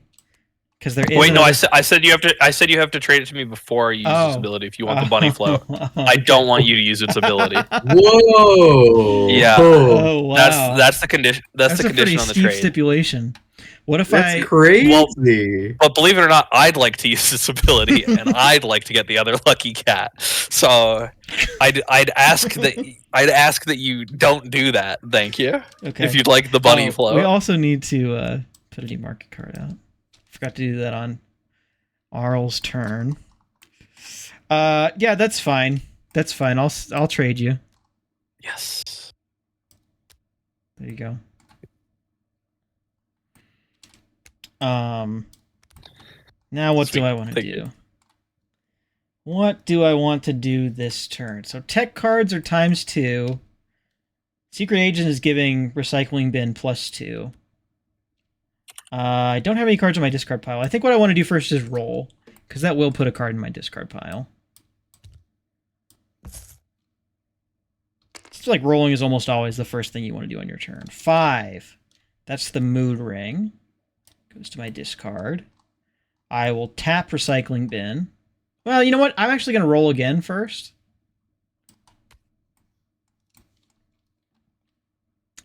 So I'll spend 3. And roll. Oh, 6. Wow, nice. Maybe I should just take the Lucky Cat. No, don't do it, dude. Please. Honestly, you got a few cards. There's a few cards out here that would be pretty evil for me to take. The flip phone is also really good for you. There's also a dog detective. Don't you available. touch that dog detective! You take your greasy bits off of it. Secret agent would be fun. Yeah, why don't you get the secret agent, pal? I could go into a nice little tech. Why don't you just keep things nice and friendly? And just take the secret agent. You're talking to Sam like he's like an 8-year-old, and you're like a father that's trying to like lead him to the thing. Oh yeah, that secret agent looks like a lot of fun. Why don't you take the secret agent, pal? Why don't you? Yeah, fine. I'll take the secret agent. I really should. If we were playing me, and I should take the cat card. TJ said he's heading out. Enjoy your weekend, TJ. Have a good one. Hey TJ, thanks for hanging out. Good seeing you, dude. Catch you next time.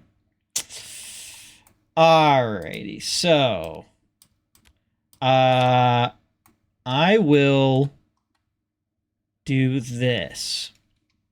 I'll tap recycling bin to bring mood ring into play. Then I will tap secret agent to have all tech cards get +2 value. And then this makes all tech cards have ×2 value, the market card up here. So recycling bin now has a value of 8. And mood rings effect says that this card's value is equal to the highest value card in play. So this will also be worth 8. I'm discovering that there could be a little bit of like when I apply this market card, does it apply to all of these at the same time?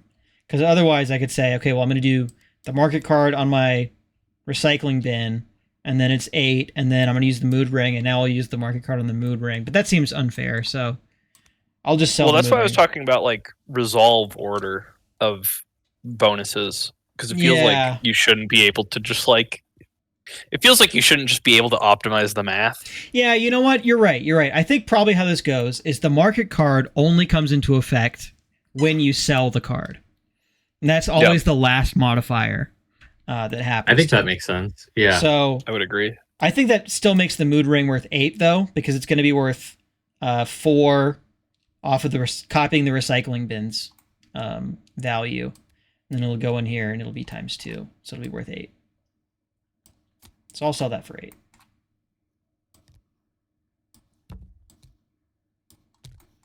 Okay, is there anything else I want to do?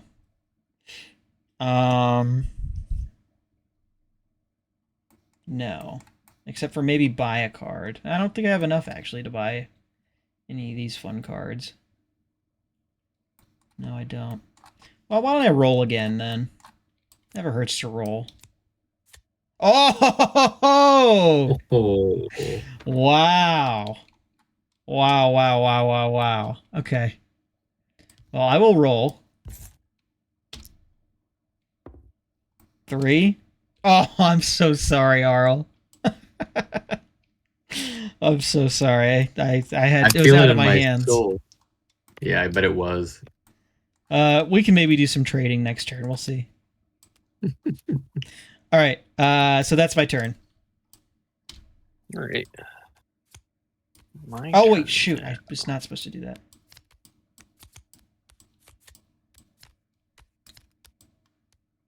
Wow, he gets the exact same thing. What do you know? I guess I didn't really need to do that. Yeah, all right. Here's my ultimate move. I'm tapping the lucky cat. Oh, yeah. To get a lucky so cat. Mm-hmm. Yep. See? Oh, I bet you're looking at this right now, Sam, and you're like, wow, why did I let him talk me into not doing the lucky cat? Yeah, and then I'm gonna play the recycling bin to get a card for my discard pile, which is the other lucky cat. And then I'll tap that too. Soap, thanks for tuning in. Good to have you here. Yeah, this is our third stream of the week. Yeah. So we really are on a grind here. And yes, back at it with Gacha-Pawn. Right. 3 players this time. I gotta say, more fun with 3. That's for darn sure. I also get my your allowance. Don't forget your allowance. Yeah. All right. Well, then I'll spend 2 to roll. I'd love that cat girl, please. It's what, a 5 or a 6? Oh yeah, that would be pretty good. They should have different. a critter cake. Oh, I want that. Let's trade. Oh yeah. You want to trade? What do you Yeah. got? What do you got for me? Well, You this got is any what lucky I've got. cats? You got any cat? I girls? thought you can't trade because it's in the discard pile. Did we Yeah, it just is in the decide? discard pile. Well, but you can use your cat girl. No, wait. You can use I your can flip use my phone. flip phone. Yeah, and then get something. But then I'd probably have to. Also, all this right, lucky let's, cat that you drew this turn does not go to your... I should specify that, but it doesn't go to your thing immediately. It goes to your discard pile. Yeah, which is why I pulled it from the recycling bin. Oh, with recycling bin. Got it. Okay. Yeah. See, I was already thinking about that. Very nice. Well Also, played. I'll tap my flip phone and then see if I can pull the. Yeah, there we go. Okay, there's All the right. credit cake. So what do you want?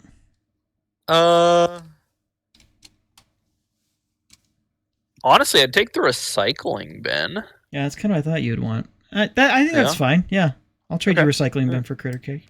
Okay.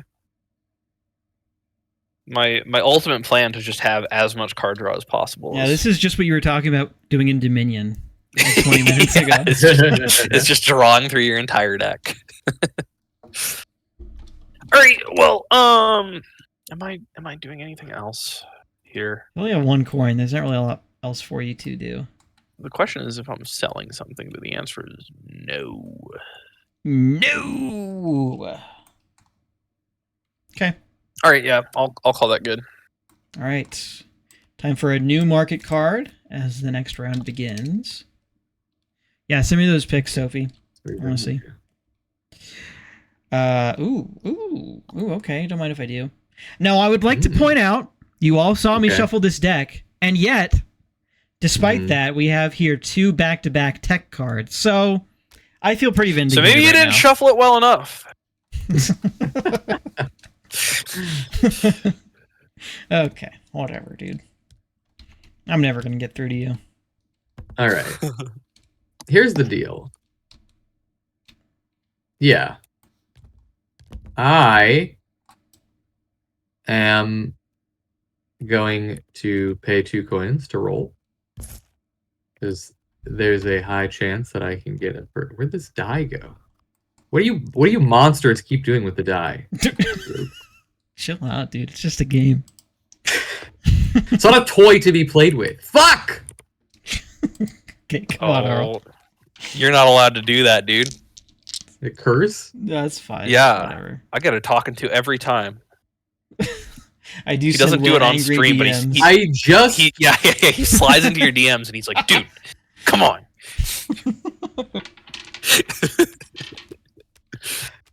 I apologize. It's fine. This is crazy. I'm selling my Frosty mug for 1 coin. Wow, because you got to roll again. Let me talk to you about what life at the poverty line is like. Not the Frosty mug.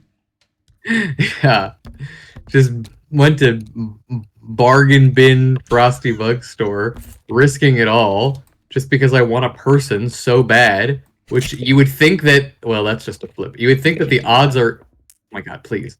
You think that the odds are in my favor, and yet. Well, I know somebody who would take that you clearly rolled it like 4 times, and it just came. No, I kept pressing. I kept pressing R, which just. Oh, what? Oh, I kept pressing F to flip it. That's what I was doing. Oh, okay. By accident. Dude. Okay. Well, what a life. That's my turn. Is this bunny float in your inventory right now? Are you holding that, No. or is that discarded? No, it's in my discard. Okay. Okay. Well, bummer for you. I would have traded for it. Yeah. Well, there's always next time. Yep. True. Oh, a mighty robot.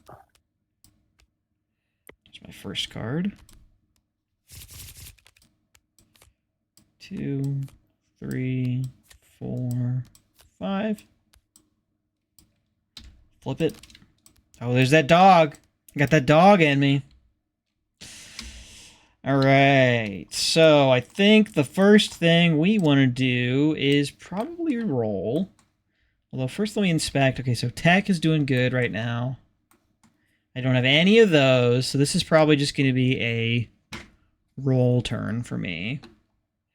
I can collect 1 coin for each other character in play. I have 2. So that will be 2 coins for me. Thank you. Man, Dog Detective kind of rocks. Maybe I shouldn't trade this away. I like that a lot. Yeah. Oh, you've been introduced to our Lord and Savior, Dog Detective? I'll you do Hungry Axolotl as well to discard a food card in play and gain 3 coins. So that puts me at 11 right now. Yeah. So I could buy Gacha-Pawn Pink. Yeah. And that honestly seems like a pretty good play for me right now. I think that's what I will do. Okay. Wow.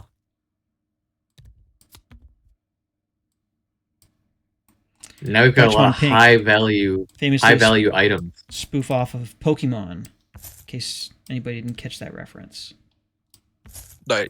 I got it. Good. I knew you would get it. Yeah. This is more for like. You don't have to worry about me, dude. Yeah. All right. That's my turn. This is what I've got. If anybody wants to make a trade offer. Trade offer. Trade proposal. I receive flip phone. You receive Dog Detective. Oh, would you look at that? A lucky cat. Wow. Oh, another That's one. pretty lucky. That is pretty lucky.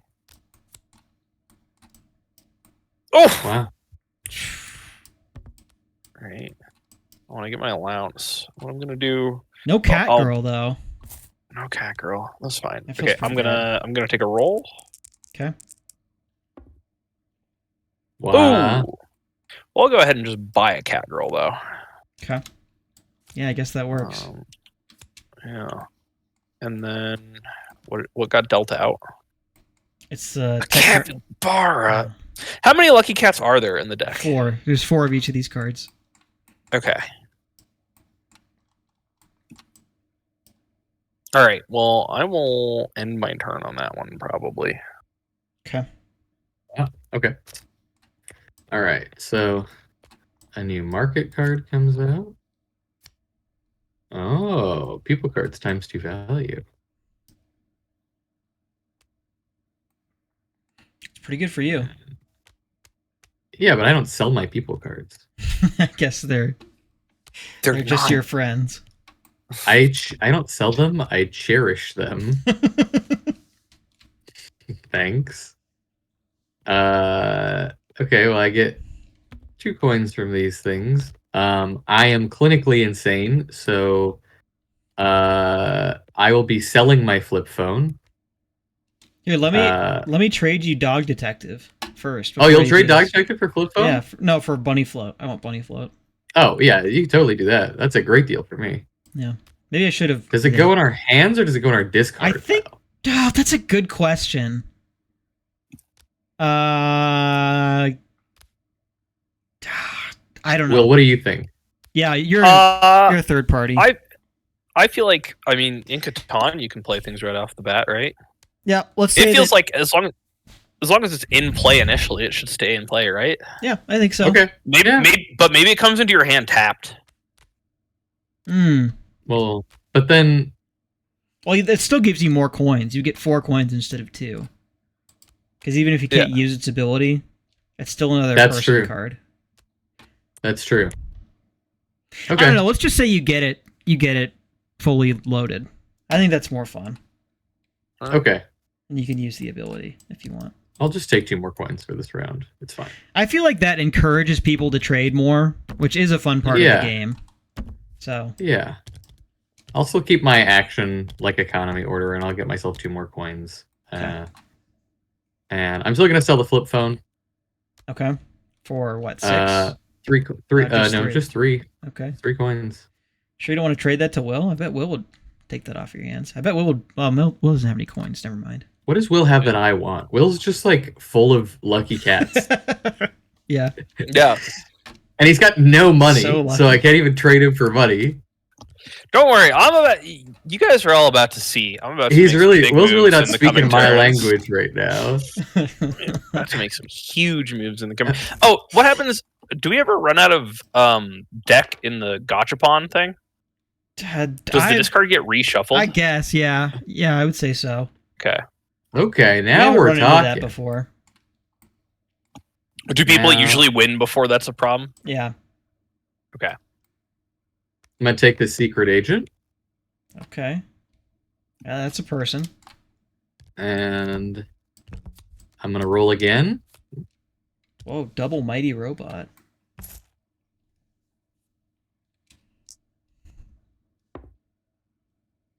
And that's a person. Okay, we're cooking now. Oof. Things are getting kind of hot. Yeah. And I am going to get some fried bread. Oh man, I keep totally forgetting about the snacks. I should really be buying snacks, huh? Yeah. Yep. For sure. Although, I will say, if I've forgotten about them and haven't missed them, are they really that important? All right, my turn's over, so. Okay, cool.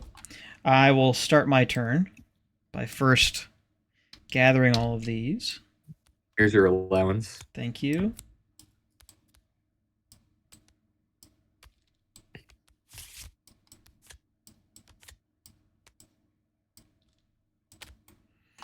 Okay, double secret agent. Not a lot I can do with those right now, though. This is kind of a bad...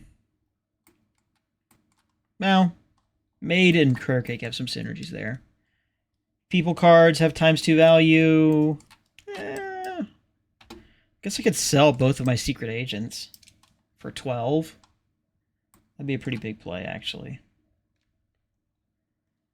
I'll use Hungry Axolotl to discard Critter Cake and take 3 coins. And let's see, what is out here? Idle tickets? Ooh. That's something.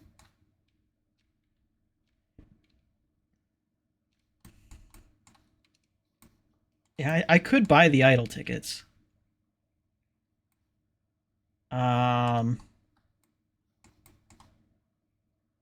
Yeah, I think I will do that. I think I'm going to sell both secret agents. Wow. For a total of 12.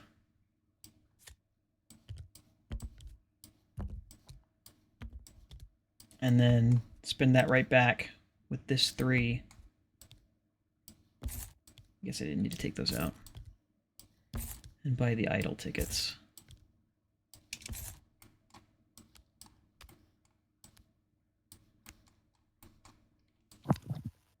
Do the points go into a separate... Yeah, they don't go into your deck. They stay out. Okay. Stay outside. Yeah, you know, that would have been an important thing to specify probably off the bat. Yeah. You're not going to clog up your deck with these. And they do, and some of them give you like permanent bonuses. That's pretty sick. Yeah. Yeah, I think that's my turn.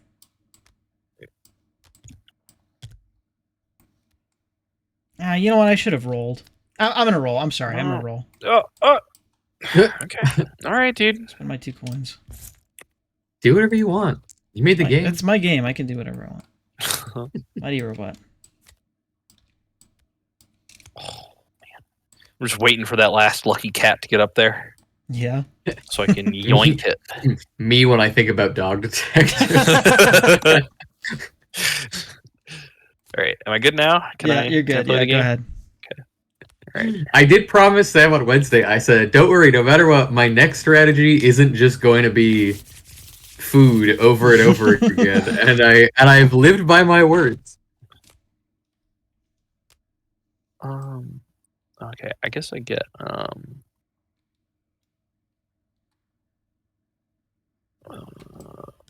right. I'm actually my turn's over, actually. Oh wow. Okay.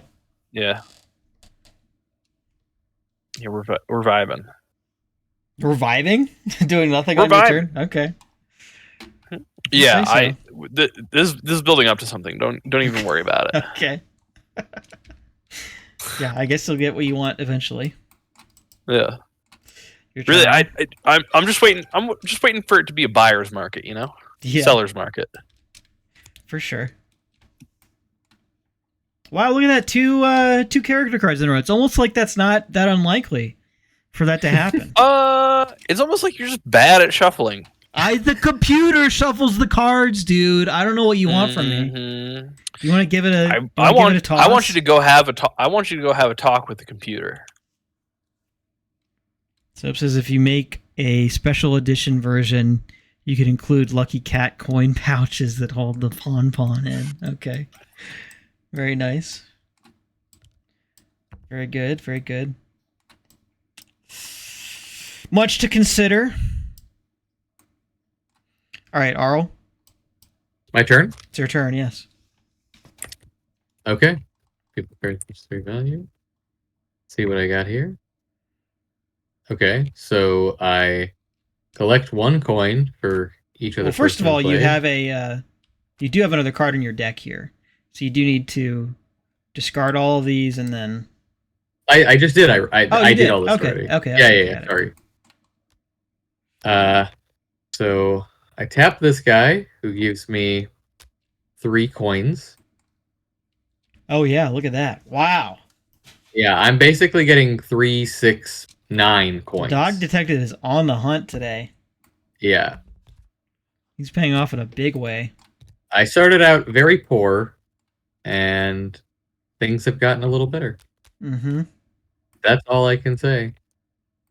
Okay. Well, let's roll. Let's make some purchases, you know?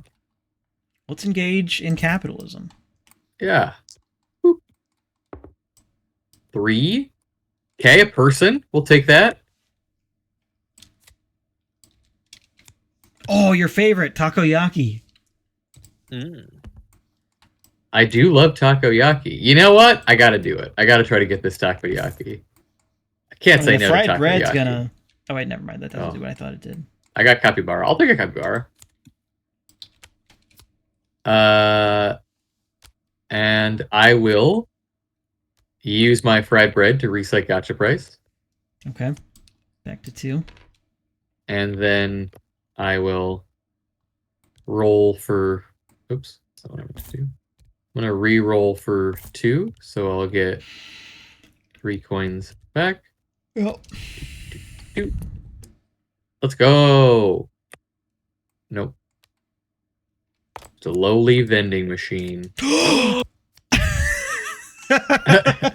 my god. And I will spend a coin to buy mixed nuts. And that is where I will end my turn.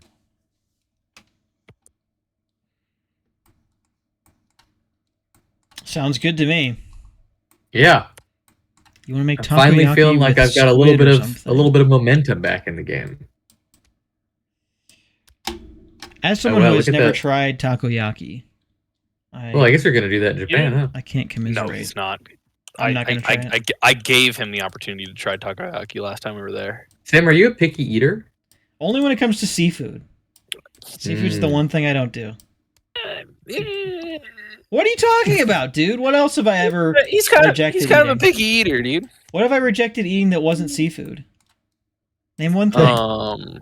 Soap said she wants to make takoyaki with squid because octopus is so chewy. Mm-hmm. Would you eat that's what squid I was responding takoyaki? To.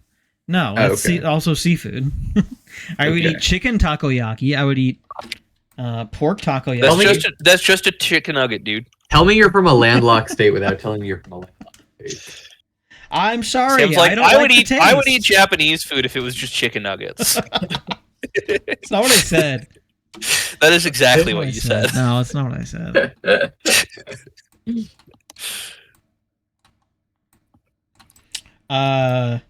Also, it's kind of inhumane to eat octopus, guys, don't you think? All right, dude. Oh my god! I'm trying to take an ethical, taking the moral high ground here. Yeah.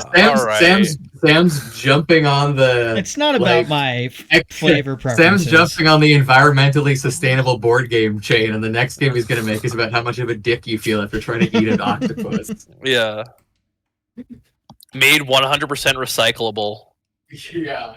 And you have to pick it up in person, so that we don't use shipping. Sushi, I will eat sushi. I will make an exception for sushi. I'll make an exception for sushi this time. Yes. Okay. Oh, this one time. Yeah, because last time Japan. you didn't. Yeah, that's true. I guess I was. Yeah, I had to eat sushi in the airport. I'm telling you, it's literally just seafood. There's no other food that I'll be like, absolutely not. I mean, I guess there's. If you put like brains on a plate in front of me, a food in front. Yeah. Yeah. Okay, but like, okay, come on. How unreasonable is that? That's not that. That's not being a picky eater. That's being a normal person. Okay, natto. You probably wouldn't eat natto. What is that? I don't even know what that is. Sounds like a One Piece character. Fermented soybean that's eaten in breakfast a lot in Japan. Mm. But it's kind of like eating beans that got trapped in a spider web, because it's very mucusy. Ew. If you find a photo of it. Soph both wants Sam to hear your reviews of sushi when you're in Japan, and also wants to try natto. H Mart sells natto most of the time. Yeah, you're right. Maybe I wouldn't try that. I don't know. You're in Colorado, Will? Yeah. I didn't know that you guys had H Marts in Colorado. Yeah, of course. Yeah. What do you think we are? Of course we have H Mart. Hicksville, USA, dude? No, I don't think you're in Hicksville, USA. Oh my god, you think we're just some backcountry hick? I didn't think that you were like close enough to places with like super large Asian populations to have an H Mart. I don't actually know. Yeah, I'm not sure why we have an H Mart either. we've got several of them too. Yeah. It's not just like one. Yeah. I don't know what Albert Tacos is either, so we maybe do I'll have Albert Tacos. I think it's Sophie's favorite taco place in the Springs. Is there one of those outside of the Springs, Will? I don't know. I assume you only do. It's my turn. I know. Yes. We got too carried away having fun conversations. I'm not a picky eater, by the way. I'm not. I'm just not. So the market says that character cards get +3 value. However, I kind of like all of my character cards. Don't really want to sell these. I would consider selling Bunny Float, because this is going to be worth 3. Okay, so here we go. So let's do some quick math. I'm about to make so much money. This is unreal. Bunny Float. Okay. I tap it. It increases its value up to 3 because there's 2 other animal cards in play. Does it not self-count? No, it says each other animal card in play. I'll do the same thing here. Now I will give all food cards in play ×2 value. So these each have 6 value now. And then Maid says each Bunny Float and Critter Cake card get ×2 value. So these both have 12. Oh, I'm sorry. Actually, first I do Chameleon Pink, Gacha-Pawn Pink. Give these +1 more value. So now they're at 7. Now I'll do Maid to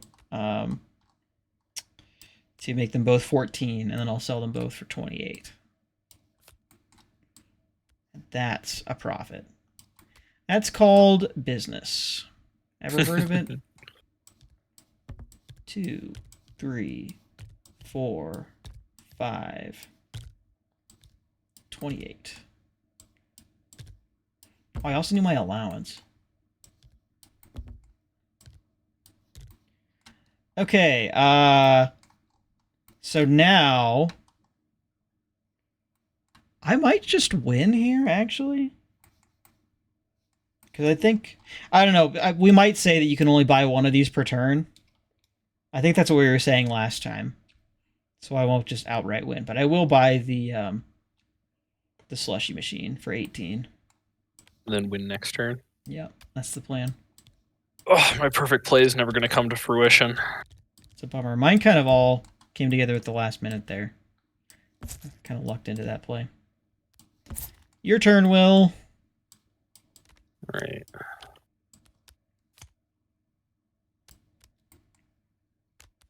Look at all these cats. Oh, wow. This might be the pop-off play you've been dreaming of all along. I think so. I really wanted to wait until... yeah, this is going to be the pop-off play that I am dreaming of. I really wanted to wait until... well, it doesn't matter. I will say, Will, as far as victory points go right now, I'm at 1 out of 10, Sam's at 7 out of 10, and you're at 0 out of 10, so hey, maybe it is time for some schmoves. Yeah, alright, well, I will play the Lucky Cat to get the Lucky Cat. Yeah.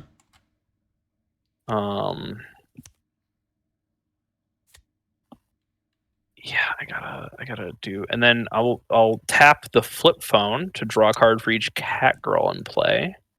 So that gets me 2 more. Oh wow, this is oh my gosh. And I will do this. Pull the Lucky Cat out of my. So each of these is worth what, 8? Yep. Times 2 value. So I will sell all of these for 32. That's nuts. And I will go ahead and get the Gotcha Boys. So don't give me all 32 because we're minus 18. What is that? Yeah, that's what, 14? Yeah. Okay. Sounds right to me. There's 15. So there was my big pop. You didn't get your allowance either, so. Oh yeah. There's 15. Plus give me the allowance. Plus, since I have sold all of my Lucky Cats, I guess I'll sell my cat girls too. Because I don't really want to keep them for the anymore. flip phone.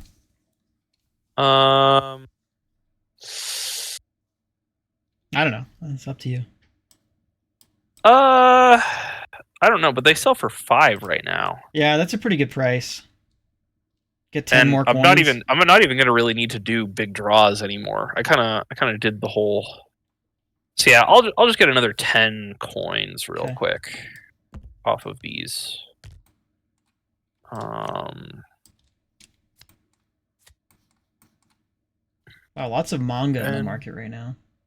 And then I will I'll call it there. Could you imagine, man, if I had the ×2 animal multiplier, that would have come out to 16 a pop, which was what I was kind of waiting for. And that would have been just would have been huge. Like I wouldn't have even needed to 64 coins. Yeah. Yeah. Oh, actually, before I end my turn, I'm gonna roll 1. Okay. Just for fun. You don't like having poor people money with you? You want all the gold coins? Well, I'm realizing that I'm gonna need to. I need an amount more money before I can.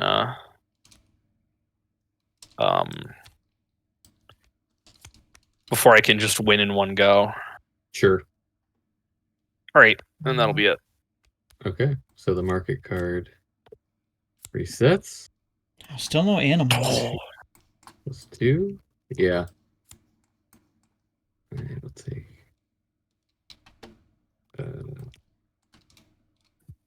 This card, and then these are all going to get shuffled together. Group.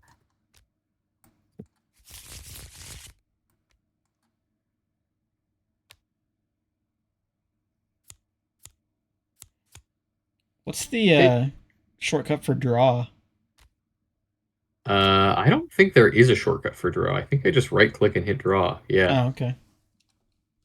Wonder if D does it. No.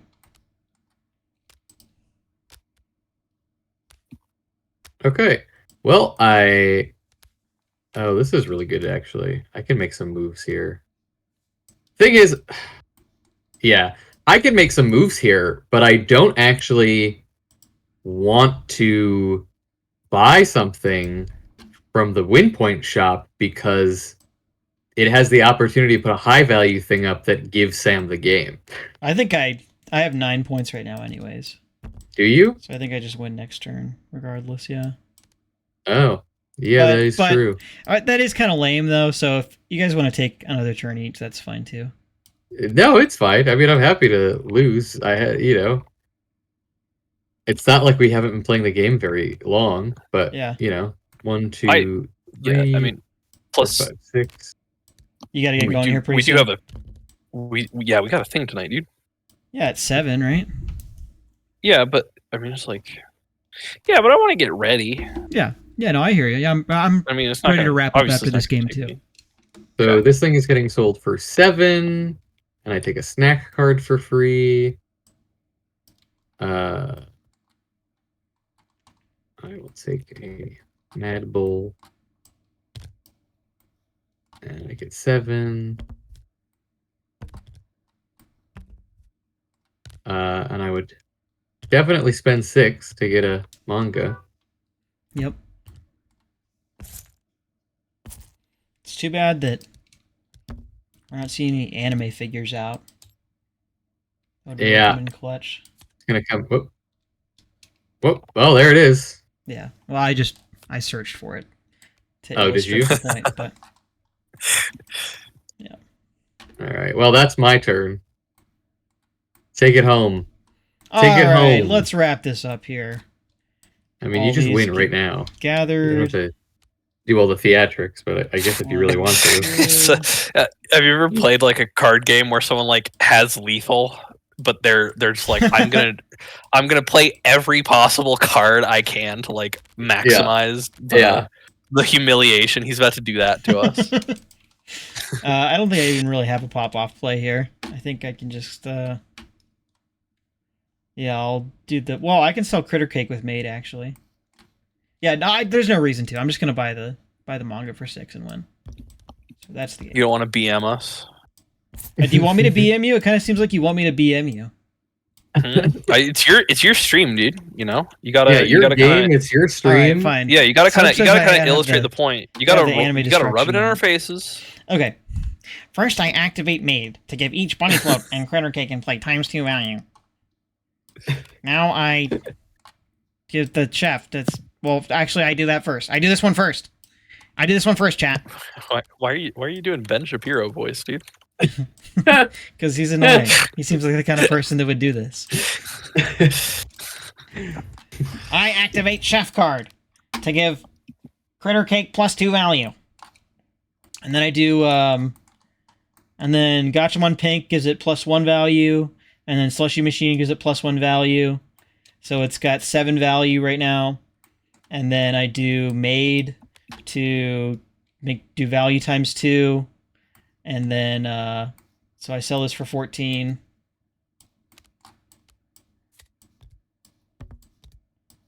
And then I'll make it 15 because I didn't take my allowance. And then I'll sell the... Sheesh, I don't know. What's even good right now? Tech? Sure. I'll sell Mighty Robot for another 7. Yeah.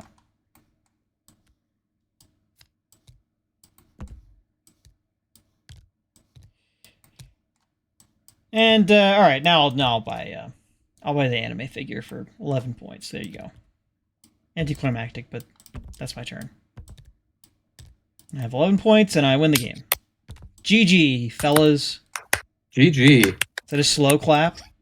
Are you doing a slow clap? Oh no, it was a fast clap, but maybe the noise gate on my mic was only picking up a couple of them. Mm-hmm. I was giving you a genuine clap. But... Okay. Well, it sounded sarcastic on my end, so that's what I'm going to take it as. Yeah, well, my bad. I should have... You want me to... I can turn off noise filtering real quick and then redo it. I don't think that'll be necessary. It's funnier if it sounds... if it sounds like I'm salty. Mm-hmm. Cool. Yeah, I agree, Soap. We do got to clip some of these. We got some good stuff today. But yeah, guys, that's Gacha-Pawn. Closing thoughts? Anything you want to see changed or rules or I don't know. What do you got? I just think the deck could use more dog detective cards personally. Yeah, I could agree with that. I feel like, I mean, the dog detective's good. I feel like Maybe there should be a little bit more passive income generation mechanics. Yeah, I think Also, I agree. you know what would be a good snack to have? What? Is one that lets you search the market deck and put a chosen card on top. Okay, put it on top for next time. Yeah, so that you can pick your next. Yeah, that's pretty good. I'll put that in the notes. Yeah. Sophie is lobbying for the coins to be called pawn. So it's Gacha-Pawn. Gacha-Pawn. I think I like it. We could certainly. I mean, that's a small change, right? Yeah, I think it's good though. Gacha-Pawn notes. Snack card that fixes market. Coins equal pawn. Okay. Oh, more passive income also. Yeah.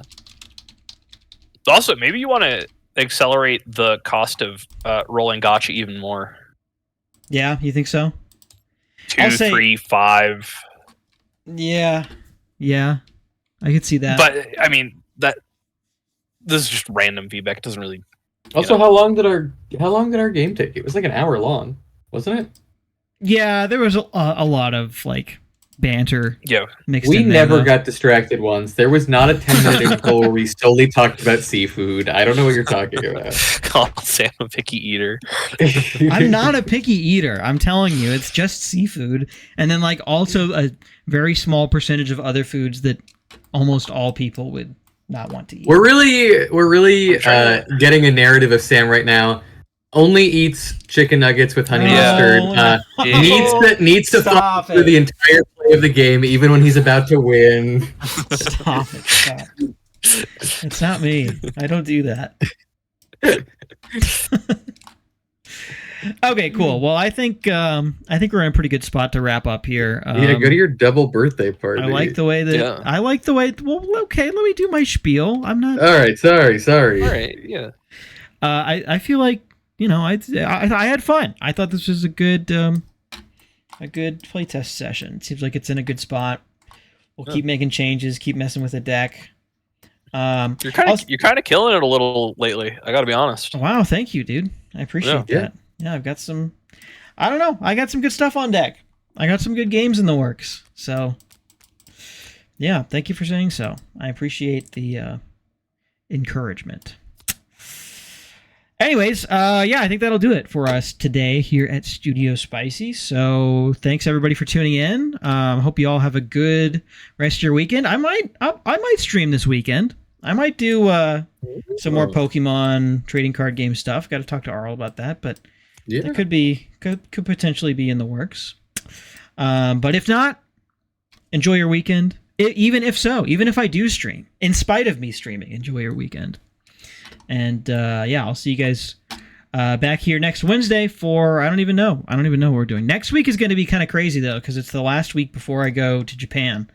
So I don't know what we're doing Wednesday, but Friday we have game design legend Mike Fitzgerald live in studio for a IRL playtest session. Whoa. So that'll be very fun. Super excited about that. You'll all want to tune in for that for sure. But until then, take it easy. And have a good weekend. Catch you guys on Wednesday. Bye-bye. Oh, wow. You got to end with the table flip. All right, see you guys.